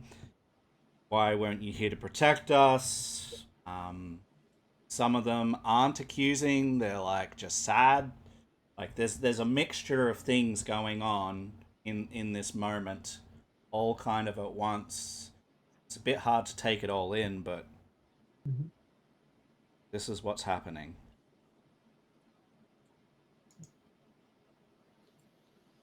I guess my main question is what can we do to help? Okay, so in response to that, as Kasser goes into town and starts speaking, because it takes a while to console these people and to calm them down enough, Mhm. Yeah. is able to gather Amiri and Lynn Gallery and walk them out and ask them what's going on. They will say that the bodies of the victims are being held at a one of the structures in the village. They've like one of the the houses that was being occupied has been converted basically to a place to hold and keep these bodies contained for um, to investigation, hoping that someone will be able to sort this out. I'd like to go to that place. Yeah, and Okay. as part of this, you can. Yeah. They say also that Saki was slaughtered 2 nights ago while she was gathering starberries, and Bevan and apparently his 6 sheep in his flock were slaughtered coming home from pasture. 2 nights ago or last night? Did the killings happen the same night? 2 nights in a row. So Saki 2 nights ago, Bevan last night. Okay. And they were in So, different so it, locations. so it literally just happened right before we got home. And 6 sheep. And Yeah. 6 sheep. And Yeah. 6 sheep. 6 sheep is a pretty substantial. Those are not small creatures. No, this No, is that's some creature is praying and feasting. this We need feels to deal like with the that same. quick. This feels like this sounds like the same creature or creatures that we were looking for, like the trolls that we were looking for earlier. But yeah, let's go have a look at the bodies. As you go toward the building, Valerie and the others will say, you might want to hold your breath and steel yourselves. I've seen some pretty weird shit. But I will definitely take the I will take the cloth and I will take a cloth and put it over my. I'll tie it like as a mask, like over my mouth and nose to try and like stunt the smell. Yep. Nope. I will vomit like the wussy I am as soon as I fail this fortitude save. Let's find out. Since we've been on this map a little while, that's a pretty good check, man. Since we've been on this thing a while, what I'm gonna do, and we haven't seen this for a little while. Let's go over there. Ooh, look at you, Tornum. All right, so What's the after all? I'll get those that are investigating the bodies making medicine or nature checks, please.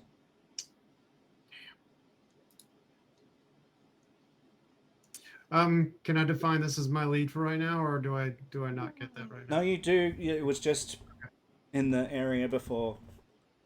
So, Well, you can, right? I guess, yeah. Do I need to like swap this?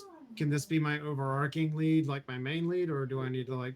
Can I make this a secondary, or does it matter? You can have 2 leads, so you can have your Okay. main lead, which I think at the moment is the trolls, and this, Okay. or whatever you think that they are. Big, One of your dogs has commentary. big honking creatures. Shh. Matt is not a perfect being and cannot always keep things to. All right, that's an excellent medicine check. She's just being loving. Oh, sure. Examining the Really good. bodies reveals that they were killed by bites from large animal, most likely a wolf or warg, and they appear to have been partially eaten. You also notice some unusual details, such as bruises in keeping with hands gripping victims, and to the best of your knowledge and with all of the things that you have investigated before, you have a sneaking suspicion there might be a werewolf or 2 at play. Oh, fun. Where's the local witchers at? We're it. Yeah, we're the monster hunters. So do I have any inclination that this was,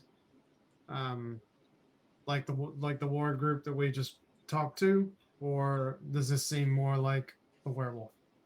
Your inclination leads you to believe, if you hadn't seen the additional details, you would be thinking warg.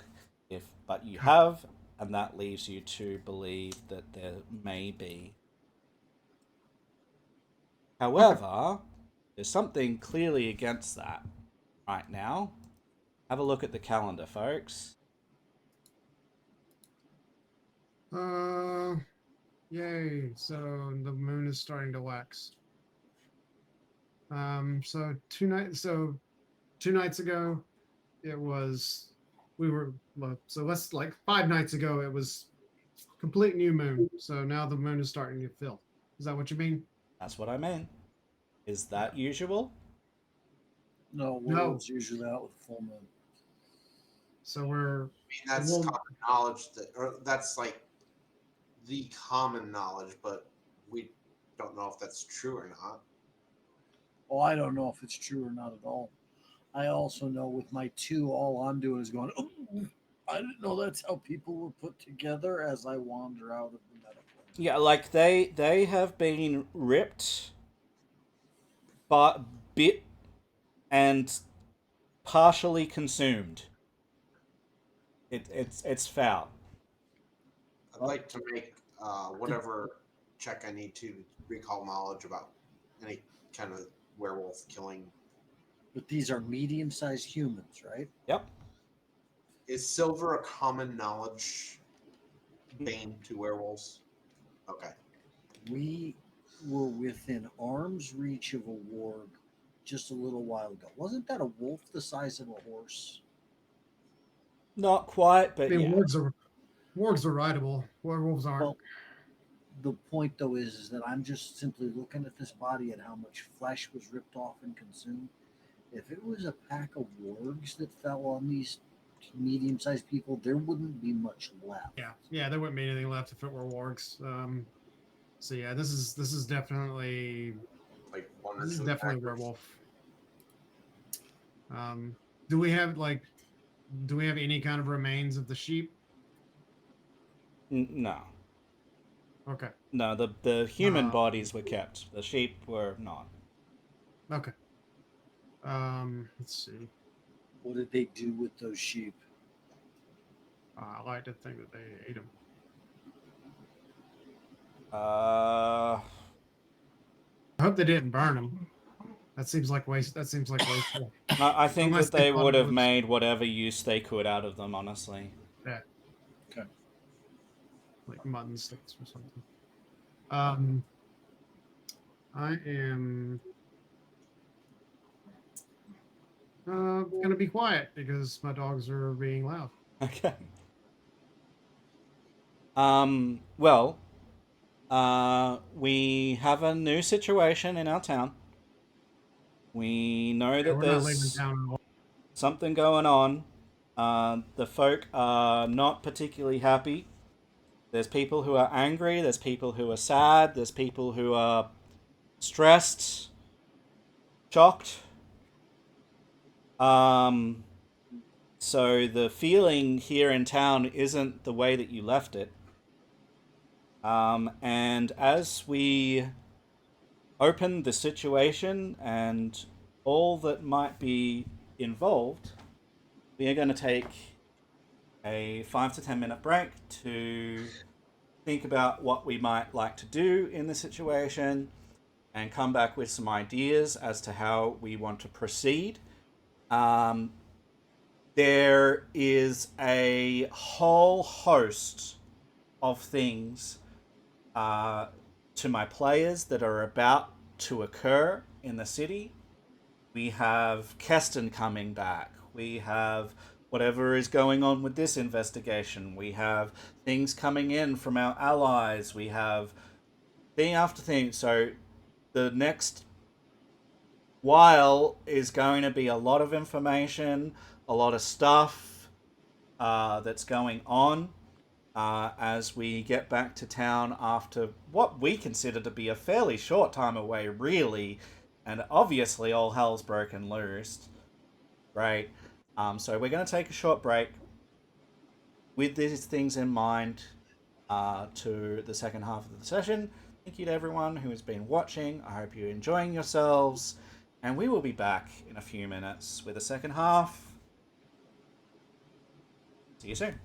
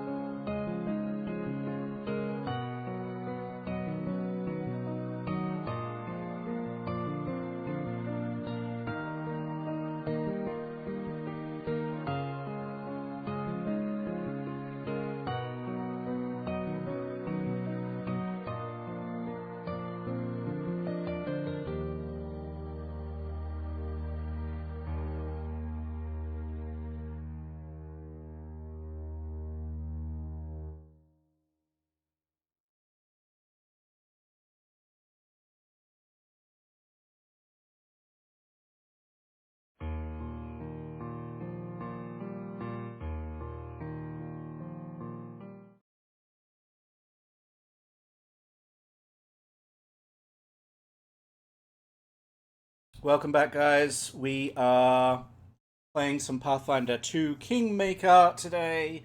We have been at a pond or a lake where there was definitely something down there that we decided it's best not to go poke that. Which is probably for the best.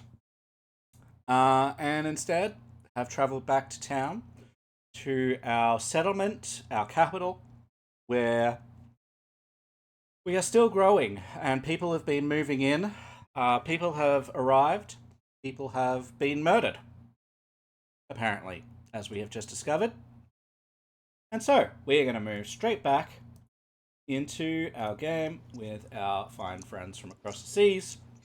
And we are going to see what they do next, where their focus is, and see what else could possibly go wrong. Hint, hint, in this town. So there's two things that I definitely want to do, and I'm not sure which to do first. Yeah. The first is investigate one or both of the crime scenes, and the second is to hold a town hall to calm the populace and ask. Well, you should do the Questions. first thing, and our ruler should do the second thing. Okay. You should do the investigate. I'll handle the try to calm. Okay. I mean, I'd also like to question people, but I guess the investigation would be best for me to take care of first. How many people do we have total in the city right now? So it's growing. So the named personnel, which I still have to expand, but we had a kind of list. We have. You'll see under the settlement. You'll see Barvel Thuris there. You'll see Lily Teskerton. So Saki and Bevan, who are in established workers, they've just been killed, so I have to update that, but I'll update that at the end of the session. We have Arvin, a fisherman, Stas, a lumberjack. We have Jameri, a chef, and potentially some visitors and extras. Others have arrived, but you guys haven't met them, and I will be filling out more names here and titles of what they're doing as we go forward. But just know that, I will effectively, every time we come back to town, I'll be showing you more and more people. But it's not going to get to the point where everyone is listed. Okay, there's going to be just villagers as well as the established workers and stuff, and you as characters only know those who are effectively working, not just commoners and whatever, unless you decide to particularly get to know them. But yeah, as far as what you can imagine, maybe 50. That's not bad. Yeah. I mean, I feel like that would be. I mean, it would fill up the town hall, but Well, you've established housing, so a number of those houses are occupied, more than when you left. People are starting to set up. People are starting to grow. And I will check back in with that number and clarify that in the Discord chat, because we haven't had a kingdom turn in ages, and get that information back into your hands as far as exactly where we're at. But that's the kind of situation, I think, somewhere around 50-ish people or so. So Kasur is away with he's talking to Valerie and Amiri. Well, it's all happening. We can spotlight things. Effectively, this is all around town, so anyone can be anywhere. Sorry, when you do go out to investigate the crime scenes, I don't think you should go alone. I think we should all go, because just in case. Yeah. And I'm definitely not doing this at night. I'm doing it during the day when the werewolf wouldn't come out. Okay. I assume it's a Oh, night were only they both thing. murdered at night? Were they both killed at night, or was it Yes, they were still both daytime? killed at night. So we Absolutely. definitely should tell people that they should be in before dark. Yeah. I'm gonna Curfew.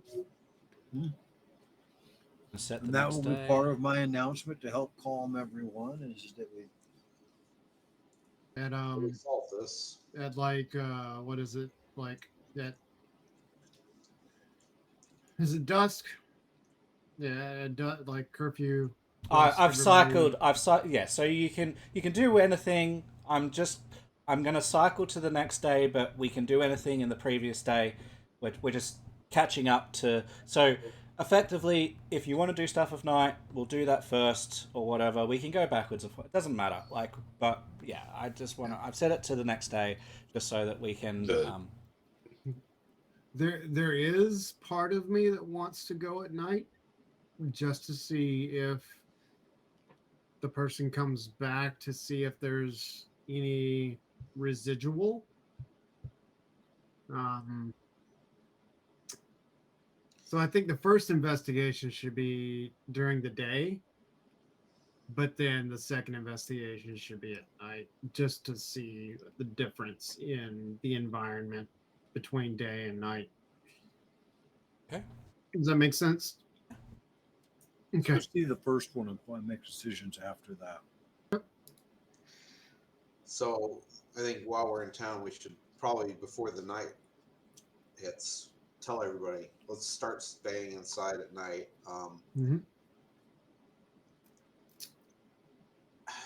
How many people are here? You said about 50. Yeah, something I like that. reckon somewhere around there. Is there a town crier? I mean, there can be. I mean, Or maybe the warden, maybe a again, I'm not going to like nominate every single NPC. Yeah, Like, sure.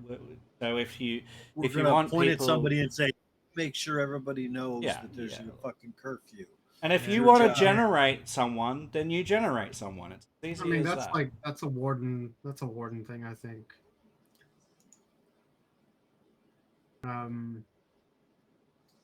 If is Kasur talking to us or somebody else?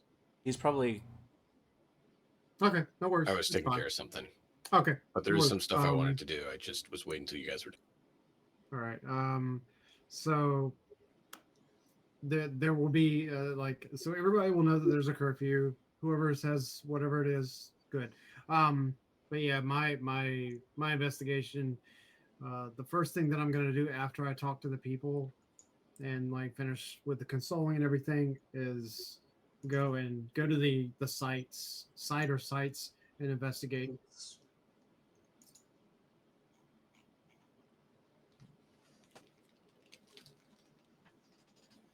Yep. So investigating the sites. Excellent. Both sites. Let me just address, please. Yeah, sure, no worries. Both sites are along the road, the same road.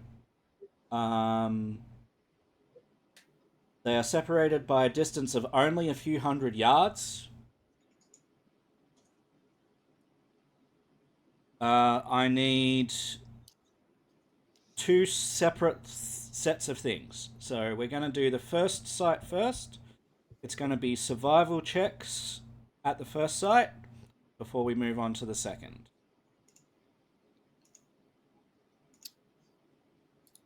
So he rules that the things I would do that previous night that I was waiting to say because everyone else was saying what they're doing. Yep. I would check in with Amiri and Valerie since they're kind of the arm of the law currently going on, and kind of see where things are at, what they've heard about this ordeals, and organize the guard with them to make sure we have heightened watch to try to see if we can find anyone and mention to them to pass along to the guard to keep a nose out for anything that smells like anyone that smells like dog. Okay. Yeah, so I mean, they're gonna tell you that there's been a number of things that have gone on. This isn't it, and so they've been busy with a few things. They say they're not trying to make excuses, but Oh, no. I wasn't saying like why'd they let this happen. Just hey, fill me in on what has happened. Is there anything that you need from me as well? Well, we've been gone. I know that we've missed out on stuff. It's level setting with them, not accusing them at all. yeah, and they'll list off more than a handful of things that has happened since you've left, of like issues that have come up. They're relatively mundane or slightly higher than mundane that they've dealt with, but they've had. It's not like things have been dead quiet. They've had Oh yeah, stuff going yeah. on, but That's why I was narratively, checking in with them it to make doesn't sure matter we're pulling our load. to tell you exactly what that is. It's just like, oh yeah, there's been things going. Awesome. So I'm trying to keep the relation going with the two of them, since that would be Gasser's I understand, positioning. Would and be we're over gonna this. orient things going forward a little differently too, given Okay. how things have gone and where you're at with your relationships with these folk. I'll get you also to make me a survival check in this first location. Yes, sir. Hero points suck. You said it's survival? Yeah. Yes. I hate survival. Yeah. Me too. Well, normally I love it, but like my survival. The only checks thing I hate just worse is suck. stealth. All right. See? So And the dice hate me. Always under a 10. I've 90% noted of those the time. things. I'm gonna make a break here. Please roll your second lot of checks. Survival again. Fun.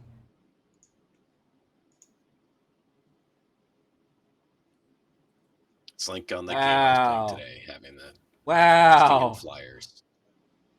Seriously, See? what the fuck? See? Below 10s. The All right. investigator is failing miserably. It's because he just doesn't know how to investigate. I need tunnel on that That's a problem. second. Sorry, one second. You're okay. No.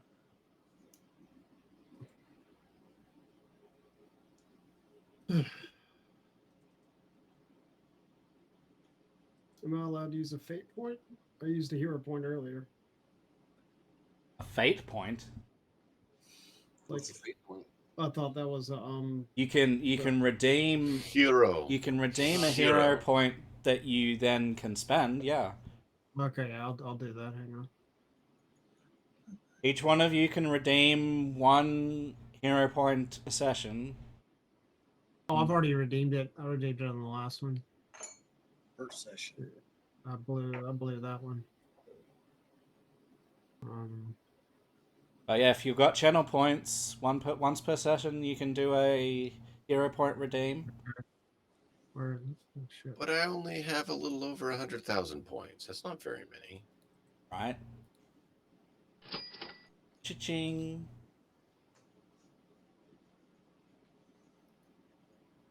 Yeah, I'm gonna hero point that. And you're gonna spend that. Yeah. Go Yeah. ahead. Please, Reroll, sir. please, not a 1. Yay! Much better. And is that the first load or the second? This will be the second load.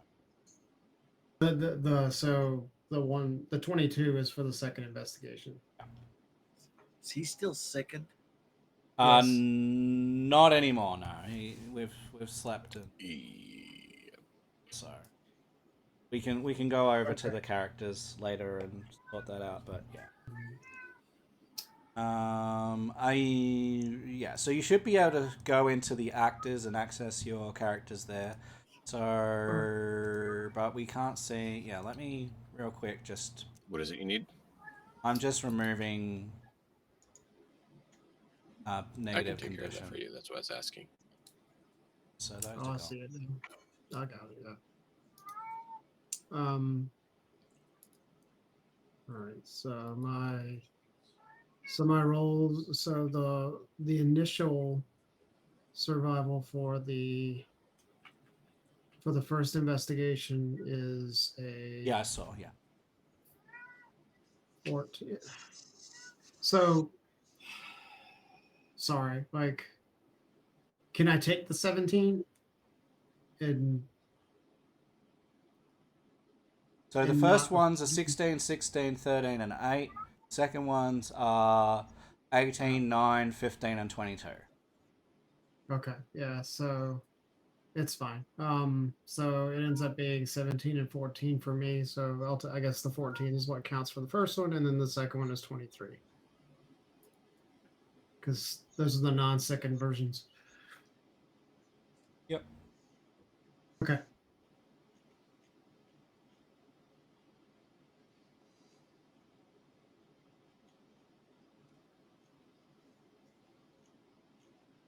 At the second site, you don't really find very much that you can make assumptions or anything from anyone. In the second set, Lucas will point out a few things that he has noticed, and his gut tells him that maybe it might be the same at the other one, except the other one's maybe been trodden more or whatever else. So the things that he's noticing here at this second site is presence of large wolf or wolf-like prints that lead into nearby copse of trees, and bloodstains and additional tracks are nearby. Suggest the killer moving from and back into trees at that location.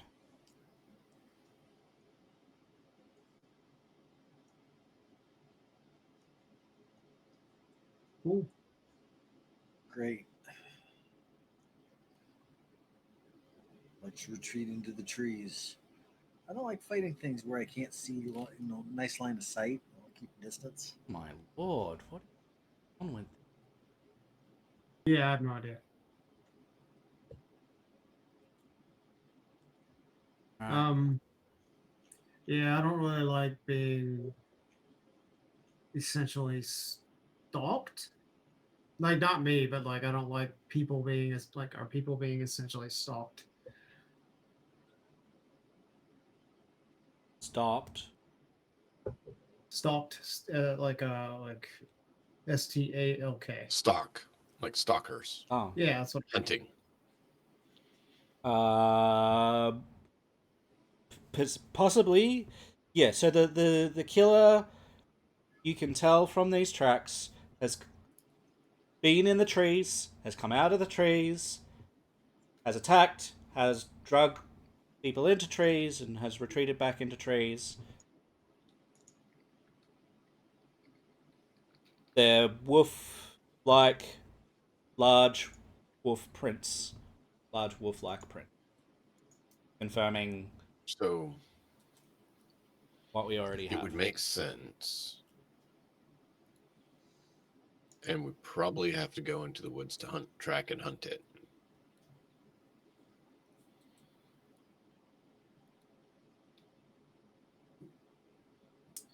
Yeah, I don't really want to go in the woods because that's playing into it. So pray that it comes out. Maybe Which use deity do you somebody's serve that you will summon somebody's forth bait. the lichens? Maybe somebody's bait, like me. I guess I can be bait. I mean, it's not like I haven't been bait before. Sometimes inadvertent bait. If it's actually a plan, then it's not foolhardy. Yeah. Do it, without a plan, then it's Yeah. it might be foolhardy even with a plan, depending on the plan. Yeah, it might be. To be fair, I am very much. I want to get this investigation done for the safety of our people. So if me being bait is the best option, then I'm willing to dress up as a shepherd and play at Do- shepherding goats for a night or two. Is there anybody else here in town that would know anything else about werewolves? Because The none of the rest of servant of the elk god, what's his name? Jay, starts with Joe, J. Jod, Yeah, Jod, that we met. And then there's another one that was mentioned by our friend, Yeah, I'm looking. guy who has the homestead. There's two guys we've met. One asked us to go check out the temple. Oh yeah, And no, one no, no. was mentioned Is it was in the area. Is it Darren Belfast?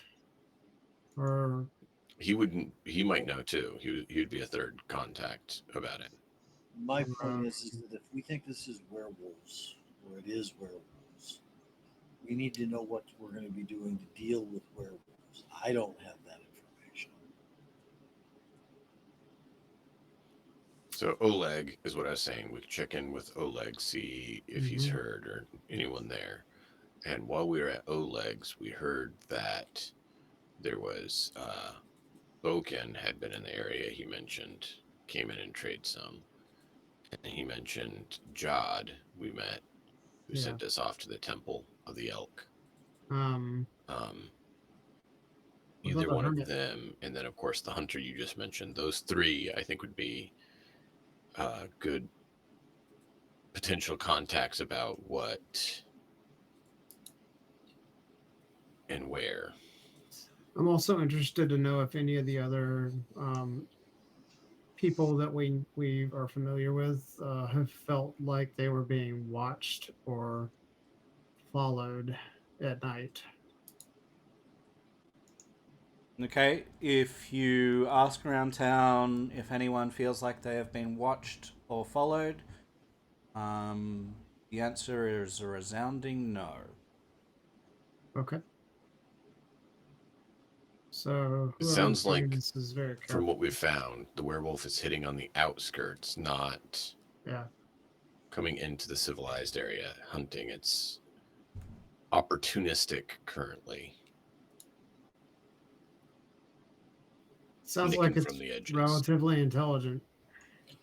I'm going to say that the third one will be in that block right there. Just point a block further down the road than the same road that he was on before. Would make sense. Well, that's where we can set up the stakeout then. We'll get a nice load of good alcohol from your dwarven friend and let our friend Lucas enjoy himself, and he can go streaking through that area then. Oh, I won't be streaking, but I'll be vulnerable.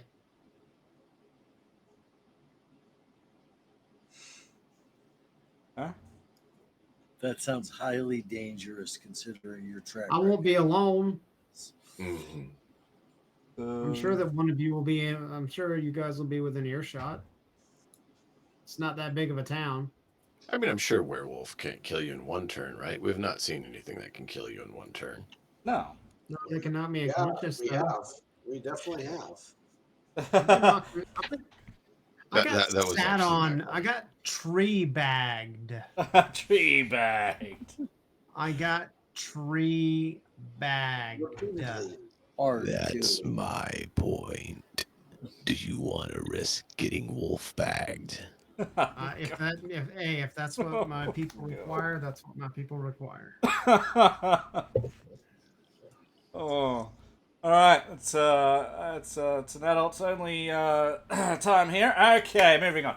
And canine sacked. I don't know. Yeah, wolf bag. I'm not sure which one of those works better. Let's move on. And so it seems like, reiterating,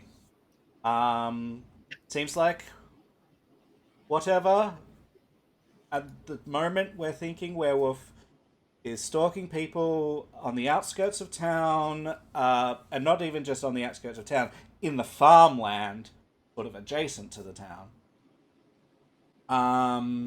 where things are spreading, and nearby, keeping to the trees, slaughtering people there. We think it's a werewolf, but at the same time, it's a very unusual time of the month for that, to our kind of knowledge. Um, uh, and yeah, it seems a little strange. We've gone to the sites, both sites, and have come up with that knowledge, and leads, and we can head back. Checking in with our already contacts, Lindsay, Miri, Valerie. They seem to have had their plates full, effectively, since you've been gone. They have dealt with everything up to date. Uh, Things are moving along. People are moving in, but now we've got these murders. None of our companions know more than what we've found out. And they already were like trying to organize people that might be willing to like guard, but there's not that many people in town that, other than our companions, that have that ability or that level of combat expertise. Um, until you have a rider arrive. It is going to be at 9 a.m. After going out and investigating these things and talking with some people and catching up with some folks. About 9 a.m., a rider comes in and announces that Keston Gores and a host uh, of folks are about a couple of hours away, and will be Excellent. arriving. And some of the townsfolk, having heard of what's going on, uh, volunteer to cook up some food and stuff and have a gathering in the town hall to catch up on everything and have involving us and involving whoever's going to arrive with Keston and his. You said a host. Roughly how many? He says about 20. Excellent. It's good news. Thank Abaddar that Keston's returned with forces. This will be good. They say that not all of them are to be considered forces. I see. Saying that there are. Well, then we'll just train them. There are people, and then there are forces. So he's come with like he says more than a handful of forces, and then some others. So any of We're the not people about to who are start willing conscripting to... people. Sorry, what are you saying, Malkov? We're not about to start conscripting people. Maybe not Maybe. yet. There's Right. no war going on. Anyone who's willing, I will have them start training with myself, Valerie, and Amiri to start having them practice on getting some martial capabilities to have some, if nothing else, basically defense forces, so that even if they're not full-time guards, they are more capable to defend themselves and their neighbors. All right. Everybody in the frontier town should know how to be able to pick up a stick or a hammer and fight back. Is the point. Exactly. You also Start get with those who are willing. the distinct impression from your companions, given that you know them reasonably well, that despite the fact that they agreed to their positions, none of them are particularly thinking or feeling or saying that they're inclined to continue. That's one thing I was going to work on with them, is trying to get to know them and see if there's a different position they'd prefer, or if there's something we can do to. Whoa. Great. Curry favor with them so they're more aligned to assist. Yeah. Because we see their value and we want them to stick around. I don't really have a connection with Lindsay, so I'd have to leave that to the head of state, but the other two are martial enough I can speak with them. So our favor score with them is party wide, but I understand that you're skinning things and saying that. But all right, so you've heard in a couple of hours, Keston and his host will arrive. Anything you want to do in preparation, or in the meantime, you got a few hours. Yeah, have them set on a meal like you were talking about. Prep to receive them as far as that goes, as you know, they're guests. This is obviously a rude little town as far as that goes, but I mean, it's the one that I'm in charge of. I got to make sure at least it seems decent. Yep. For people coming in. Pick up any rubbish that might be lying around, all that sort of stuff. You pick up that dog shit. Reskin, without having to spend any specific ingredients, I'm giving you a free chance to roll your cooking to cook any of the meals that you have, but with no resource cost part of what is happening. Digging into the town stores.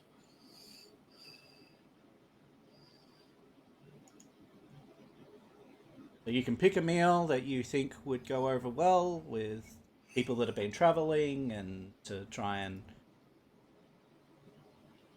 smooth things over.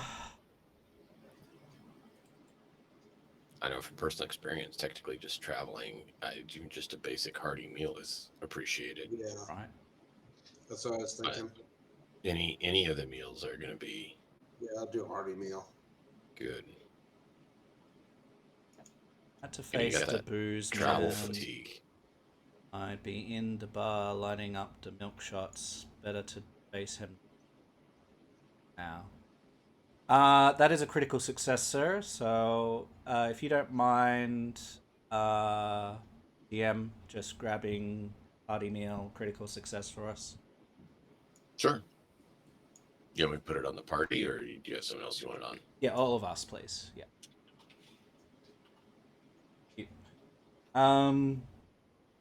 It'll also go to whoever we're helping, but at this stage, just throw it onto the party beacon. It's We're not controlling everyone. For the next 3 saving throws. Yep. In the next 24 hours. Yep. So we're gonna have that as buff. And please remove the old one, I guess. Yep, I already took that off. So yeah, Rez can spend some time cooking with a few helpers to assist in multiplying what he would normally be able to do to so many people. And that happens. What is anyone else doing anything specific for this duration? Do I like has Keston's feelings towards me changed? He hasn't arrived back, he- but Oh, sorry. Yeah, sorry. I thought he was back. I would. I'm just gonna. I guess I'm going to. I'm trying to think of like something special that I can give to him as kind of like a further mending fences.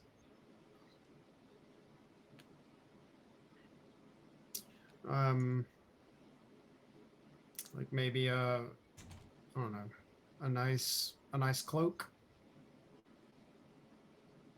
Okay.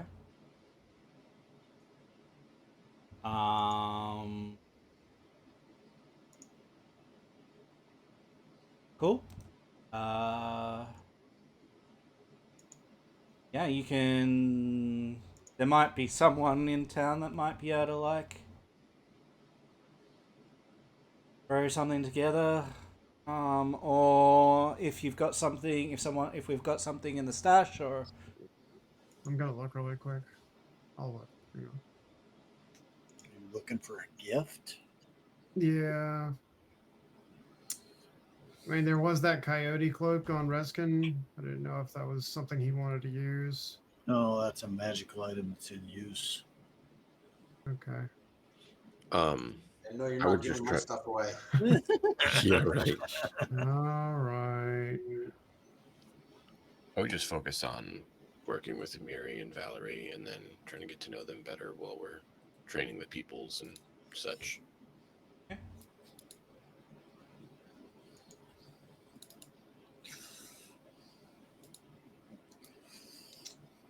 all right, very good. So time passes, and the host with Keston arrive in town.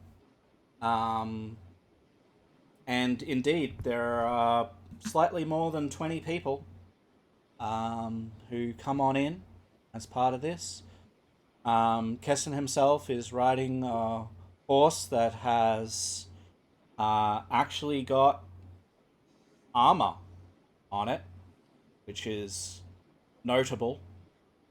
Um, and he trails with him 8 able-bodied men, 3 of whom were with him before. And he's obviously recruited some more. You see some traders amongst the rest, and some worksmen of various trades and professions. People that are coming on in. You see people looking at maps, and obviously seem to be like visitors and things. And amongst the host, you see a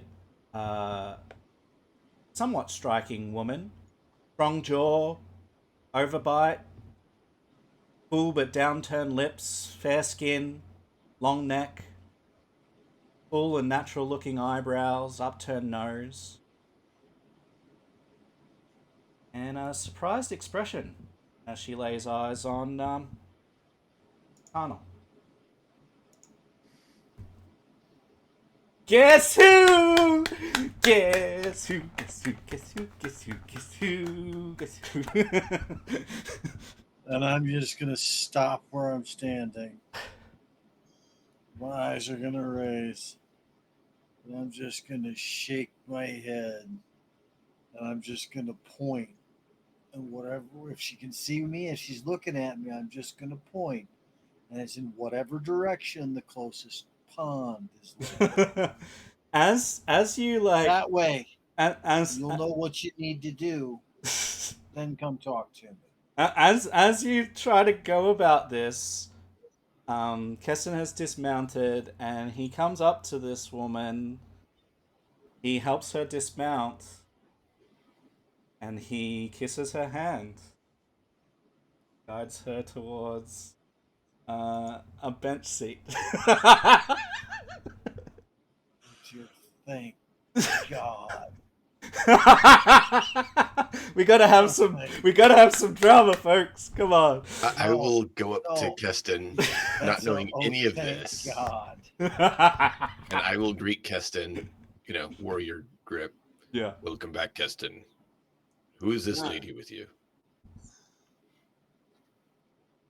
He says, "Oh, this is the fine Dolores." Ah, so this is the Dolores that you spoke of. I mean, he hasn't spoken of her. Ah, okay. I got I the name will- I- confused. I'm I just will- I got the gonna, name oh, I confused will- with the other name. I'm just gonna lean over to Oh, Terminal and be like, fly. should we kill her? No. Well, thank you for returning. You bring a good host. There's been some troubles of late. We'll fill you in when you have a moment. Get settled and we'll speak. Yeah.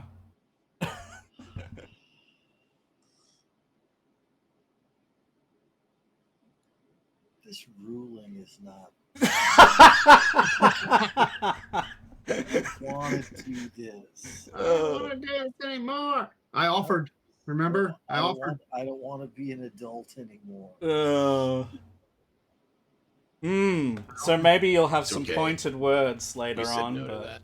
for the moment, I'm just looking and making sure she's. Let's see. I'm gonna. You're gonna see me suddenly do this one. Look around for a 4-year-old. no, 4-year-olds. Okay, and then go. Thank goodness. Hey, at least now Keston has your troubles. Am I around? Yeah, we're all around. Okay, all right. 99 problems, man. 99 problems. I walk up to Dolores and I bow and pleasure to make your acquaintance.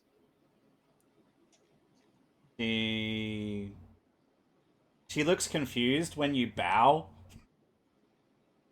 I figured she was a noble lady. Oh no! she don't know. I mean, Keston's the one kissing her hand. Yeah, but that's Yeah, a but- totally different type of affection. Okay. Keston, as far as that goes, has already proven himself willing to dabble with common. Keep this in mind. So I guess whenever I say bow, it's not like bow to royalty. It's like this, Yeah, like yeah. my lady or Okay. something like that. Cool.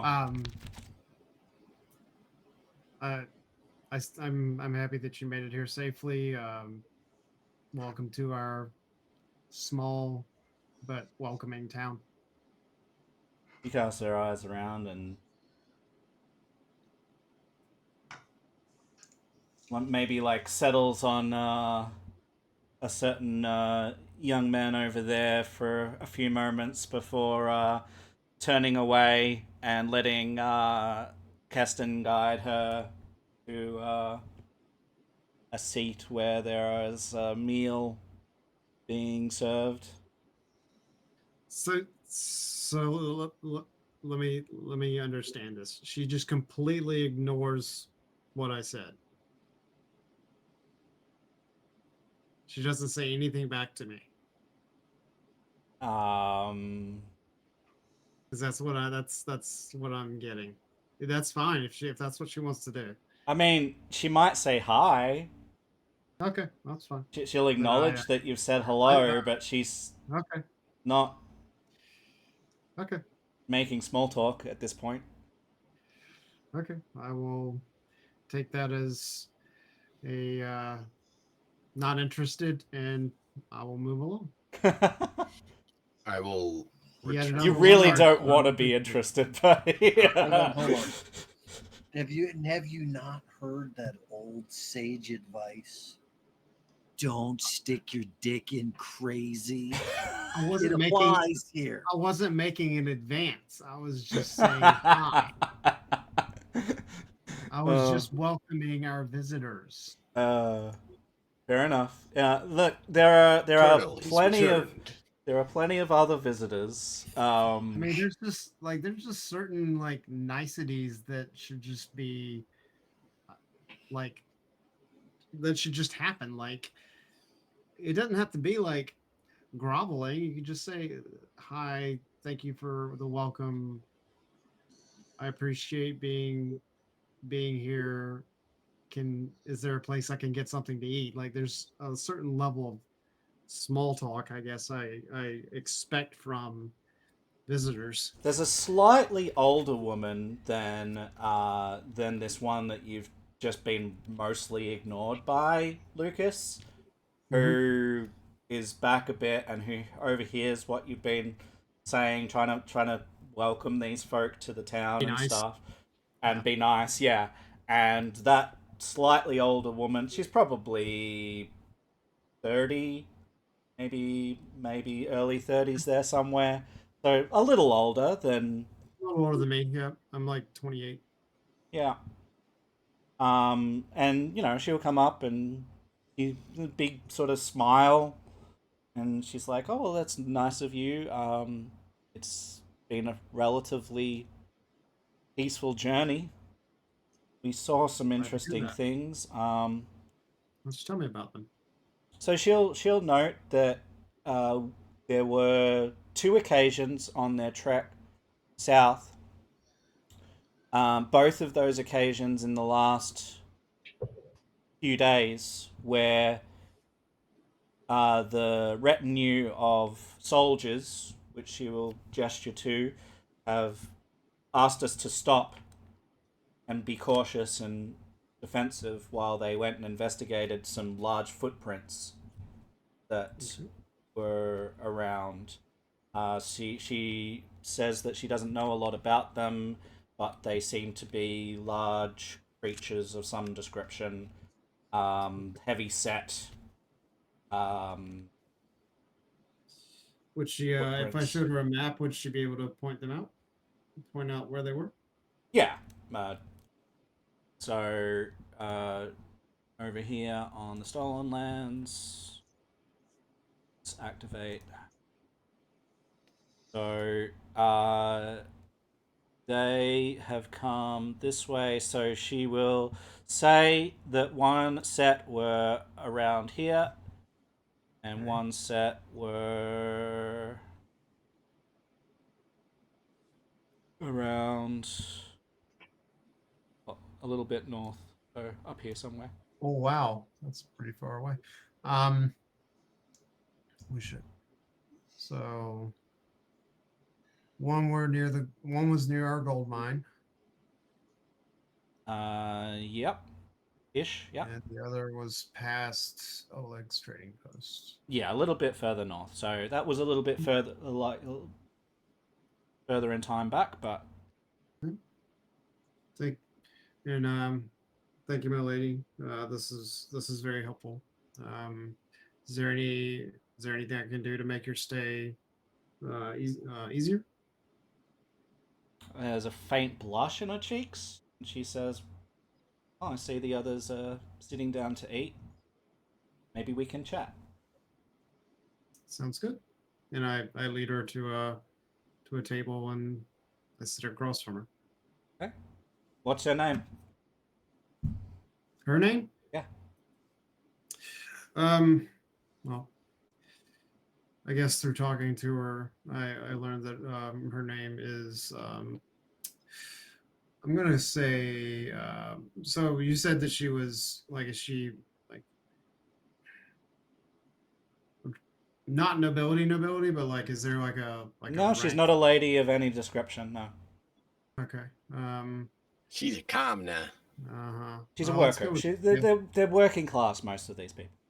let's go with Lydia. Lydia. All right. Maybe making her into a warrior. The Lydia of your dreams. And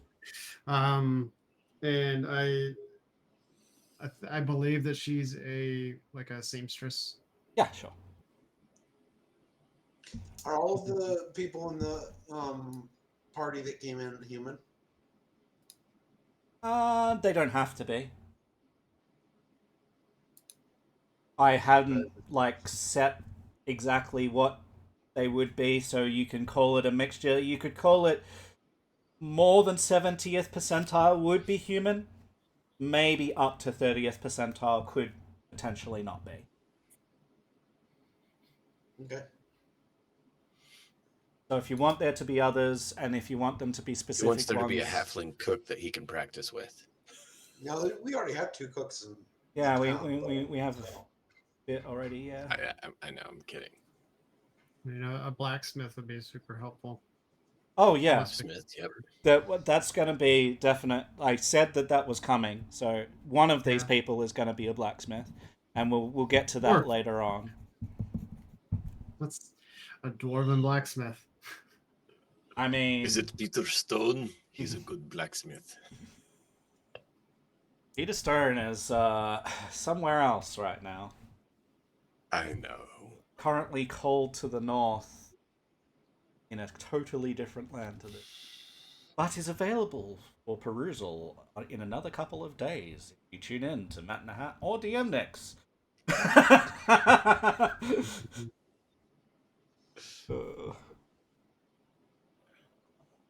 Thursday evening. All right, that's So Yeah.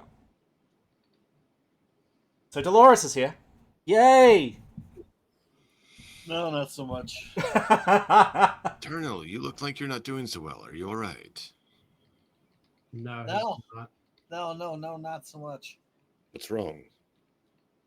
I thought you'd be happy to see Keston's return.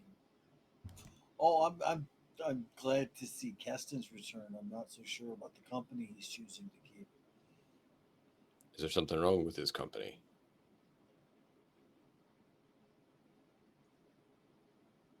I'm going to stop and I'm going to take about 30 seconds or so to really review that and really kind of go, no, there really isn't.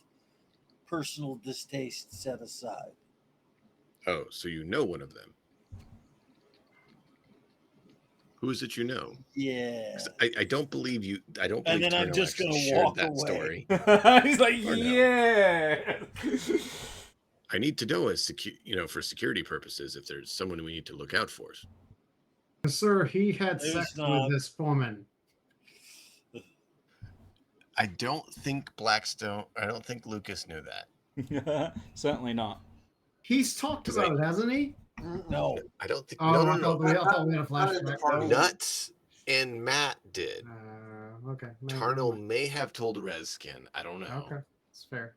But he didn't tell us. If Rezkin had asked him questions about stuff like that as his brother, he would have answered yes. Otherwise, no. No. And I'm going to say it flat out. Tarnell, while dislikes this woman, Tarnell is at the very least a gentleman and is never going to mention somebody's name. That's not okay. Mm-hmm. Given your reaction, I'll be informing Valerie and Amiri that someone in the new arrivals may need to be kept an eye on, but I'm not sure because Well, I'll just tell you no. Doesn't need to happen. Tarnell didn't inform us. Oh, I told you no. Nothing needed to happen. But yes, if anybody needed to be watched out for, and I was like, no. I got that, but it's still caution. Just be alert. I don't know if there's any real problem. He said that he didn't think there's any issue, but he seemed uncomfortable with it, which makes me suspicious. You're right. I am uncomfortable with it. That is a perfect description. Which makes me suspicious that there's a problem, even though he doesn't know what it is or who it is. All right, so the host, Keston alone for 5 minutes. The host and everyone's like gathering around. Picnic blankets are placed around. Simple bowls of hearty meal spread around all of the townsfolk, as well as all of these newcomers, and pitchers of water and buckets of water are taken around, and some simple cups are spread as well as people gather around the city centre and share a meal. Eat. Drink. Be merry. Try to figure out what the fuck is going on next.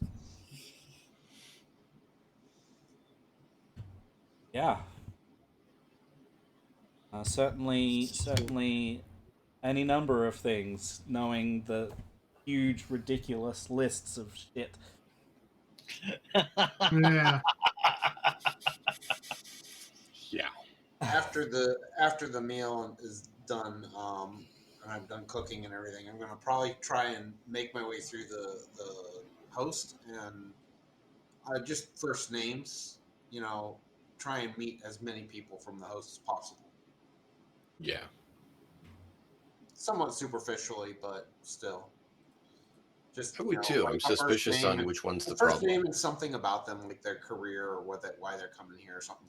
About that. Nothing specific. I'm just gonna circulate. Awesome. Yeah, like I will join you on that. Mangle. it's relatively like mixed between anyone that you talk to, but typically the unifying factor is that Keston has been spending his time wisely as he traveled north, spreading word of your village, spreading word of your ideas in relation to,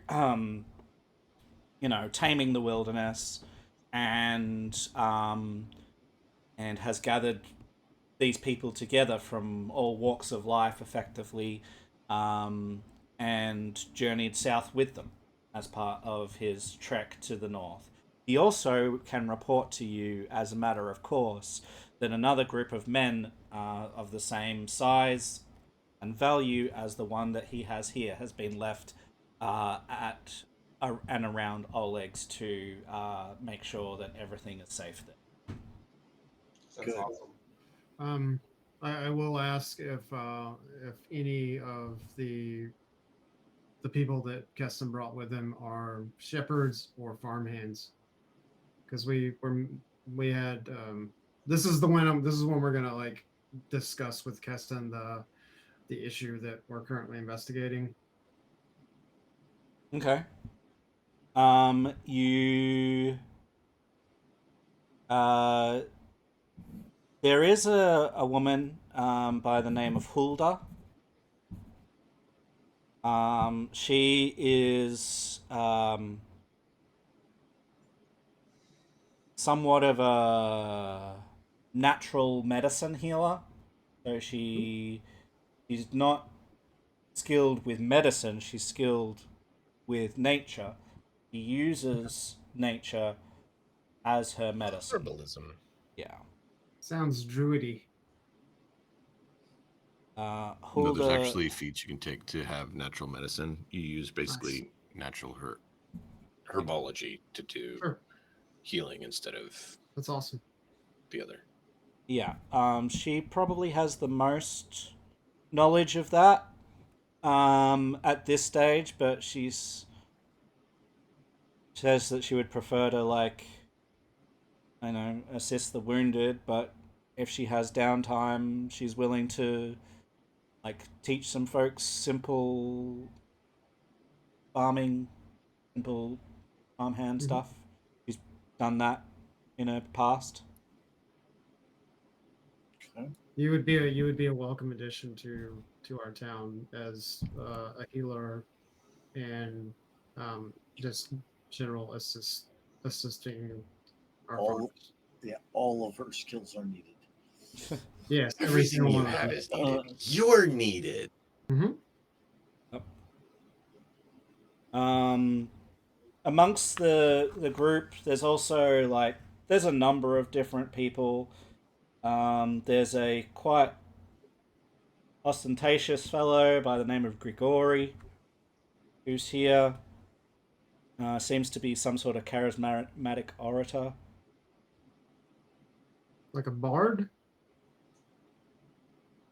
but not like He hasn't not sung or done anything uh, like that, but you maybe.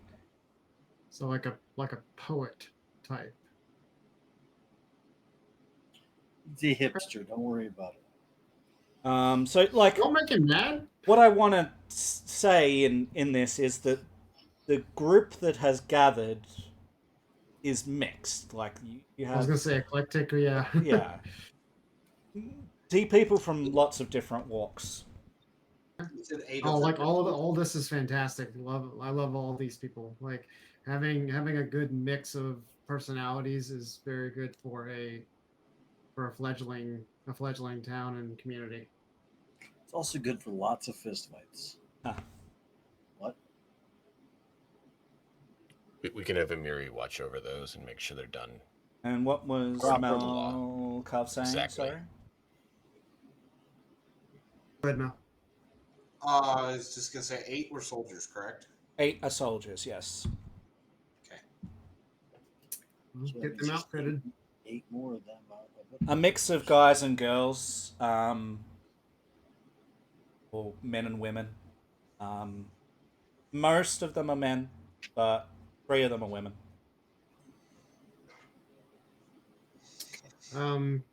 Can they be also like they're not all human, right? They don't have to be. Like Okay. just the 70%. vast majority of the 70% travelers are human. I mean, I'd say like one of the females be like an elven archer or something like that, so that she can like help teach Oh, the others how Why to be not? better. I don't know. don't see any reason why not to. It's fine. Right?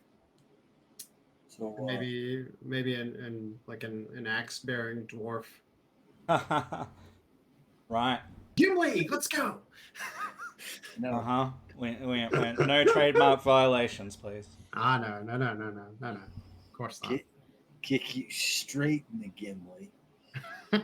Why don't we have a orc wielding That's fine. great axe instead? Is it like is orc a thing or is it just half orc? All can be a thing. There's orc. Okay, I'm fine. I'm just saying, Or Bravoy, hobgoblin, where for that these matter. people or come hobgoblin from. elf hybrid, and we can be called an abomination by a lady. Yeah. Again, spoilers for later in the week, Thursday night here on Matt and the Hat. Sure. But yes, there's a mix, but it's mostly the exception is those who are not human. That they Alright. make up the exception. All right.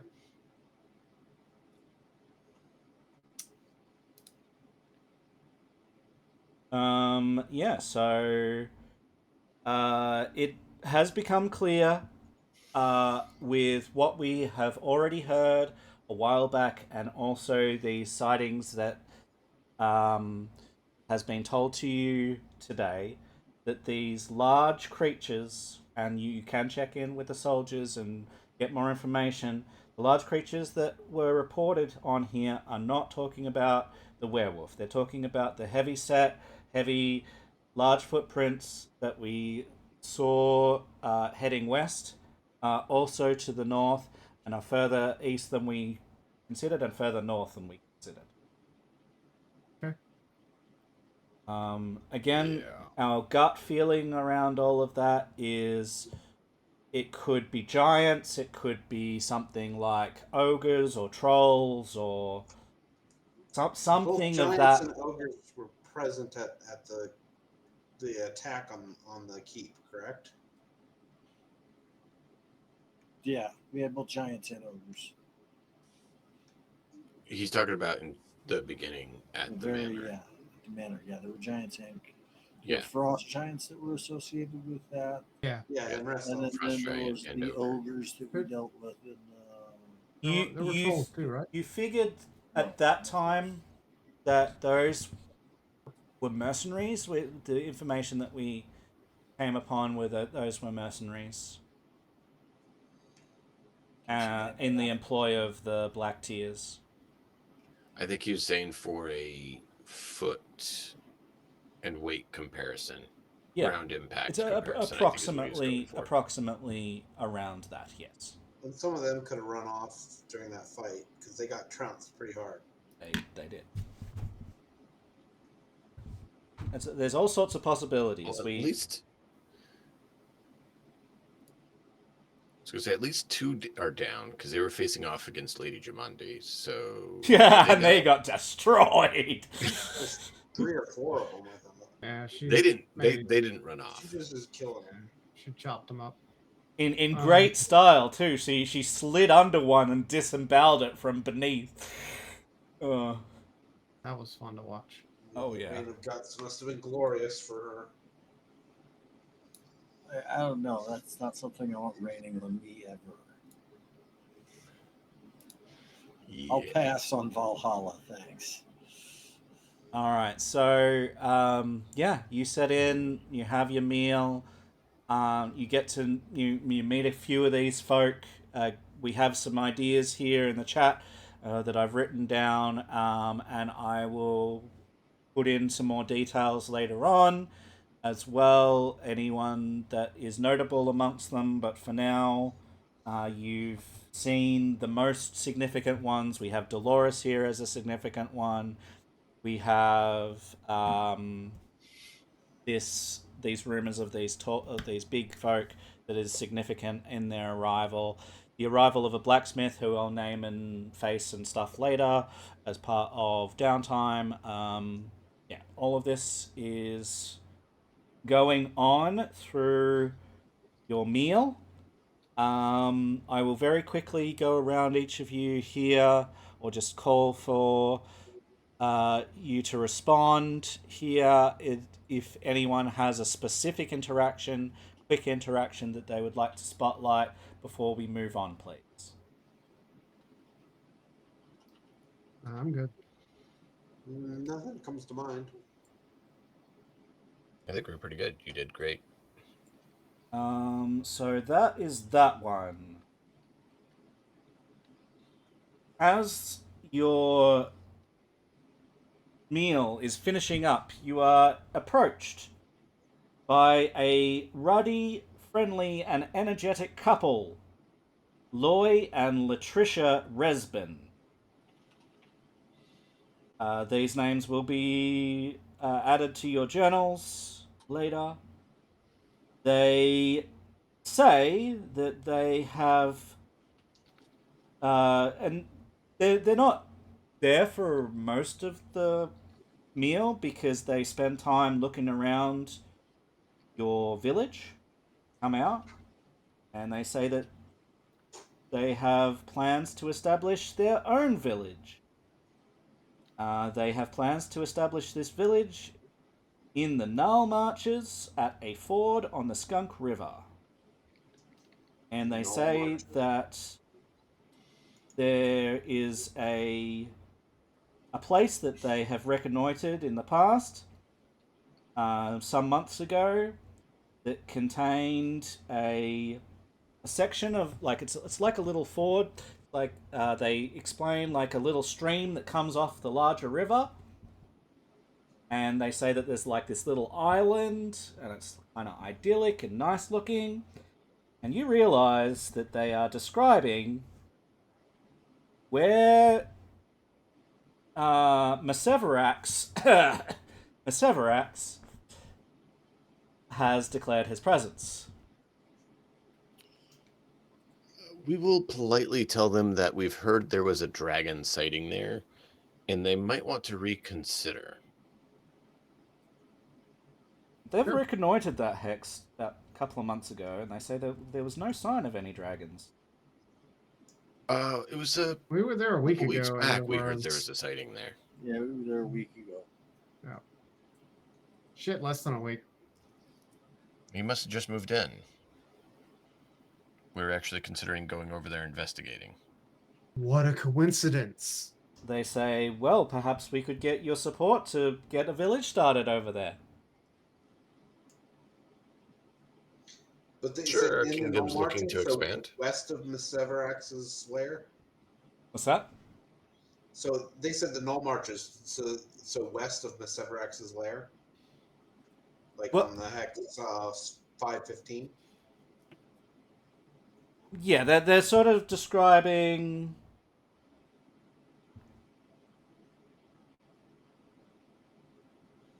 Maseverax is at 516. I think they're describing that. Yeah, they're describing that. Even though they say the Nile Marches, it's bordering the Nile Marches. Hmm.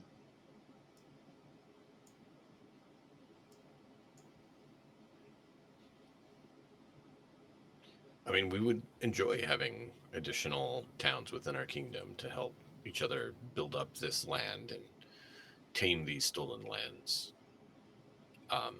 But I would say it would be wise to allow us to investigate it first and ensure whether this presence of a dragon is true or not, because it would be disappointing to have you all go over there and perish before you're able to set up properly. Yeah. Also, you should know that there is a fae that lives to the southwest of there and has her grove there. Okay. And to the south from there. And to the There's two fae southeast, in that there's area. another one. This does interest them. So they would need to ensure they do not encroach upon their lands and cause friction. They very much appreciate those things, and they say that they are going to hold off until they hear back from you. Play well with your neighbors. Hopefully, they play well with you.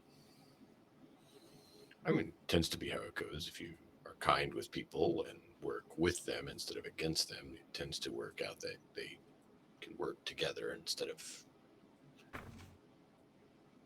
Is there anything else that I need to do? Let's have a look here. I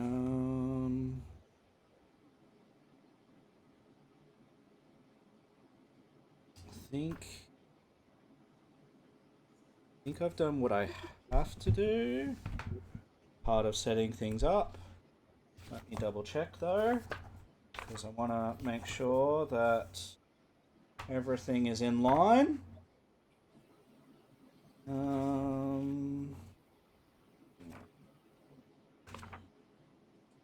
So we've introduced the slain townsfolk. We have that ongoing. We have new people arriving into town. That's ongoing. Excellent. So that is situated. We have this couple, Loy and Latricia, that are talking about founding a new village, but that they'll hold off until we hear from them. We have these sightings of large footprints spreading further than we thought and coming further east than we thought. That seems troublesome. And while we're here, as another thing, also everything to do with talking to Keston and all of the stuff that he's bought, information, and knowing that Dolores is here brings us fun things, because why not? But she didn't bring along a 4-year-old. Yeah, she definitely did not bring along a 4-year-old. No, she left him back home. That would be Get a house fucking set up, yeah. amazing. That would be freaking awesome. No. I can be a mean-hearted GM at times, but we try and have things fair. For that awesome suggestion, would you prefer to be kicked in the left or the right testicle? You can always redeem a critical fumble card on him. You know, there's always accidental grenades that go off, and just that one number that can't be rolled, and then the one number that can't be rolled being done, and you know, things happen. I don't get to joke around. I will have all of you please make me a flat d20 roll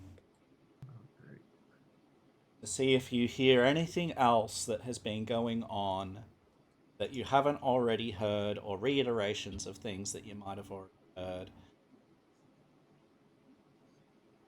We've got 2 16s, a 2, and a 13. Hey, at least there's no disinformation. Well, I don't think these were a DC sort of roll. They were just random table checks, basically. Yep. Rumors amongst these travelers suggest that a red dragon lives in the Nile Marches and eats anyone who crosses their path. Oh. So that will be added to the list of rumors for next time. And the final rumor is that a brutish hill giant has been seen wandering the southern Camelands. Give him a wide berth or a stiff drink, and he'll leave you alone for the most part. Well, at least we know to bring alcohol with us next time we go that way. So there are some more things that we have heard and will be added to our list of growing rumors that just keeps on expanding like crazy. I'm trying to direct us, but it just things are going Snowball. Like Snowball. is there's no built-in like you can only have this many quests open at a time. No, yeah, none of that. No. Damn it. And look, you're in a city or in a village that people are arriving in. People are gonna say whatever they've heard. They're gonna get drunk or at least lippy. So that giant, where was he? Where we heard that rumor? Where was his sighting? You said Dreamlands. Southern Kinglands. Southern Kingland. Came. I think that's the group. Kingland. KAME. It's the bottom part of the map. Kimland. Okay, It's so below us, south of does that sound like it could be the giant that we had stomping around, or does it sound different since it's definitely in a different area? very different area. Yeah, like it's not even in like it's in like the desert area. Like if you look at the very bottom where the three rivers meet. Yes, I got it. Okay. That's Sullen Hills. That's south of the Kinglands. Okay. Yeah. So potentially there could be giant down there somewhere, but you've already been told to try and get mushrooms from the mud bowl, which isn't too far from that general area. So Yeah.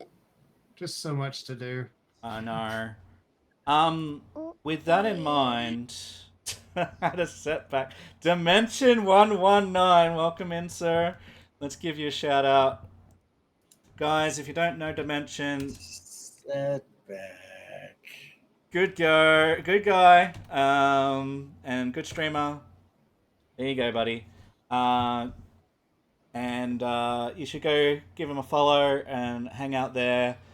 He's been doing a lot of Witcher things and other things.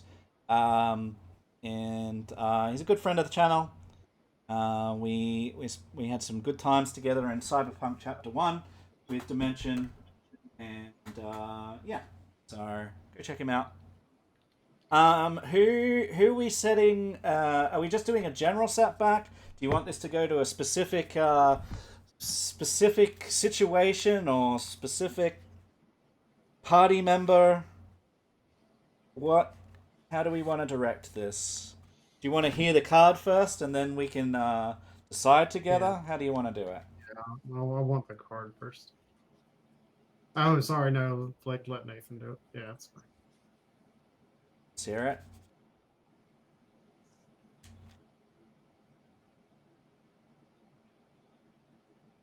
Okay, so here is the draw.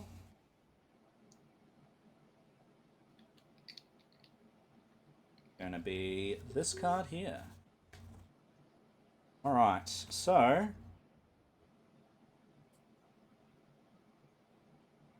alright. So when we roll a card here in the critical fumble deck, critical fumbles happen when we're attacking typically, but we like to use these as direction as to where our story is going. And we typically have 4 entries when it comes to a setback card in this description. How I like to do this is use the more interesting ones. So we have a choice of 2 here. We have someone getting encumbered or potentially the group getting encumbered. That could be emotionally or it could be physically. Or I'm already there. we could have an event called Apprentice Move, where something happens in the town where someone's got good intentions, but it goes wrong. I'm shocked. Wait, Lucas has good intentions that goes wrong. This could just be his epitaph. No, Put it on an his tombstone. NPC. This is going to be a non-player character in that case. Wait, oh come on. So it can be one of those two courses of events. The first course of events is we can be physically or mentally encumbered by something that happens, or the second event is people in the town have tried to do something with good intentions and it has not gone well. Apprentice move.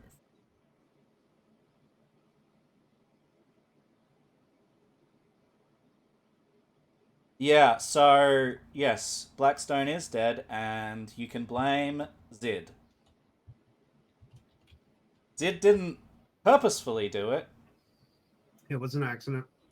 but It was the Well, crit Blackstone. fail followed by a crit fail, followed by a crit fail. it was a bad series of events. It was really. It was like the series of unfortunate events. Okay, stuck in hell, that's fine. Seems like it could show some story aspects. So, apprentice move.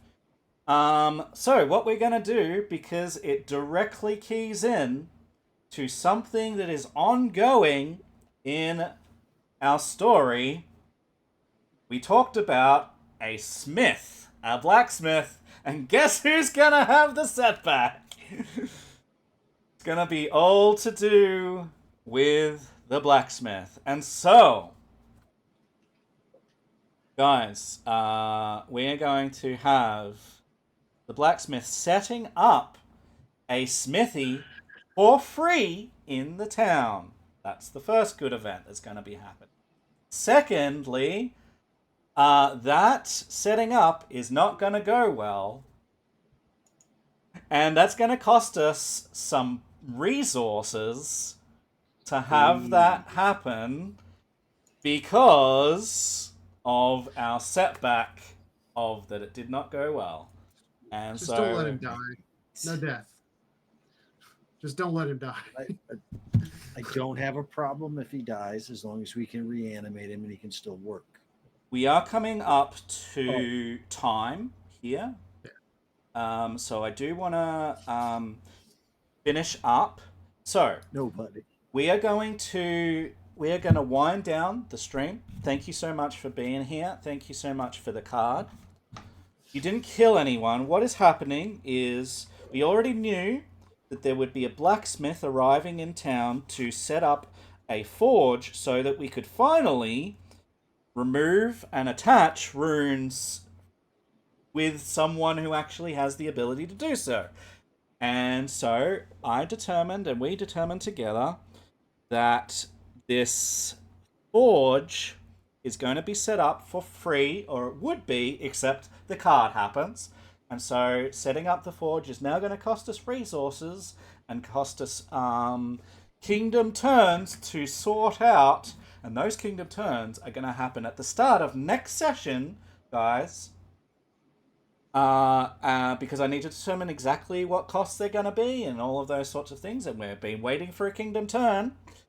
And so at the start of next session, we're going to have the first hour or so, maybe hour to 90 minutes, doing potentially more than one kingdom turn. We're going to try and do 2 or 3 as far as we can get, but we're going to have some events there that follow up with that. But that setback that has been introduced by Dimension 119 there is going to come front and center in that narrative. As well as all of these things that we've already discussed. In addition to that, next week, I think we are next week doing this on Tuesday night, so the same time, same place, same everything next week. And we're going to be mostly doing this night. So it's going to be mostly on a Tuesday night. 9 p.m. 10 p.m. EST. 9 p.m. EST? 9 p.m. EST. 9 p.m. EST. And that is 10 a.m. my time, Australian time, on Wednesday, because I am the weird ass and across the other side of the world. But tune in next week for more shenanigans, more Kingmaker, more wonderful roleplay from these fine folks. Round of applause for you fine folks. Good job today. Hope you had a good time. And I'm going to go and find someone to raid out to. So, bear with us as we do that. Why don't you guys sign off? Tell the fine folks where to find you if you stream. And while I go find someone to raid out to. I do not stream, but I don't know. I hang out in DMs and Mixed Nuts streams all the time, so you can find me there. Yeah, same. Mixed Nuts and I stream. A lot, And we do fun things. and they're great. I do a fair amount of streaming. Fair amount. You do a lot of streaming, sir. You do some Project Zomboid and some Project Zomboid and some 7 Days to Die. And some 7 Days to Die and some Project Zomboid. Some 7 Days to Die. Lots of chore simulation. We really liked the lollygaggers last time. Let's go to the lollygaggers again. They were awesome last time. So we're going to go and see them Thanks for again. watching, everybody. So here it is. Here's the raid message, folks. Please copy and paste in that as we go to see the lollygaggers playing some Star Trek. Great, folks. Thank you so much for being here. Please look after yourselves. Take care. Be kind to one another. And as always, from me, Matt in the Hat, we'll catch you next time. Peace out. See you soon.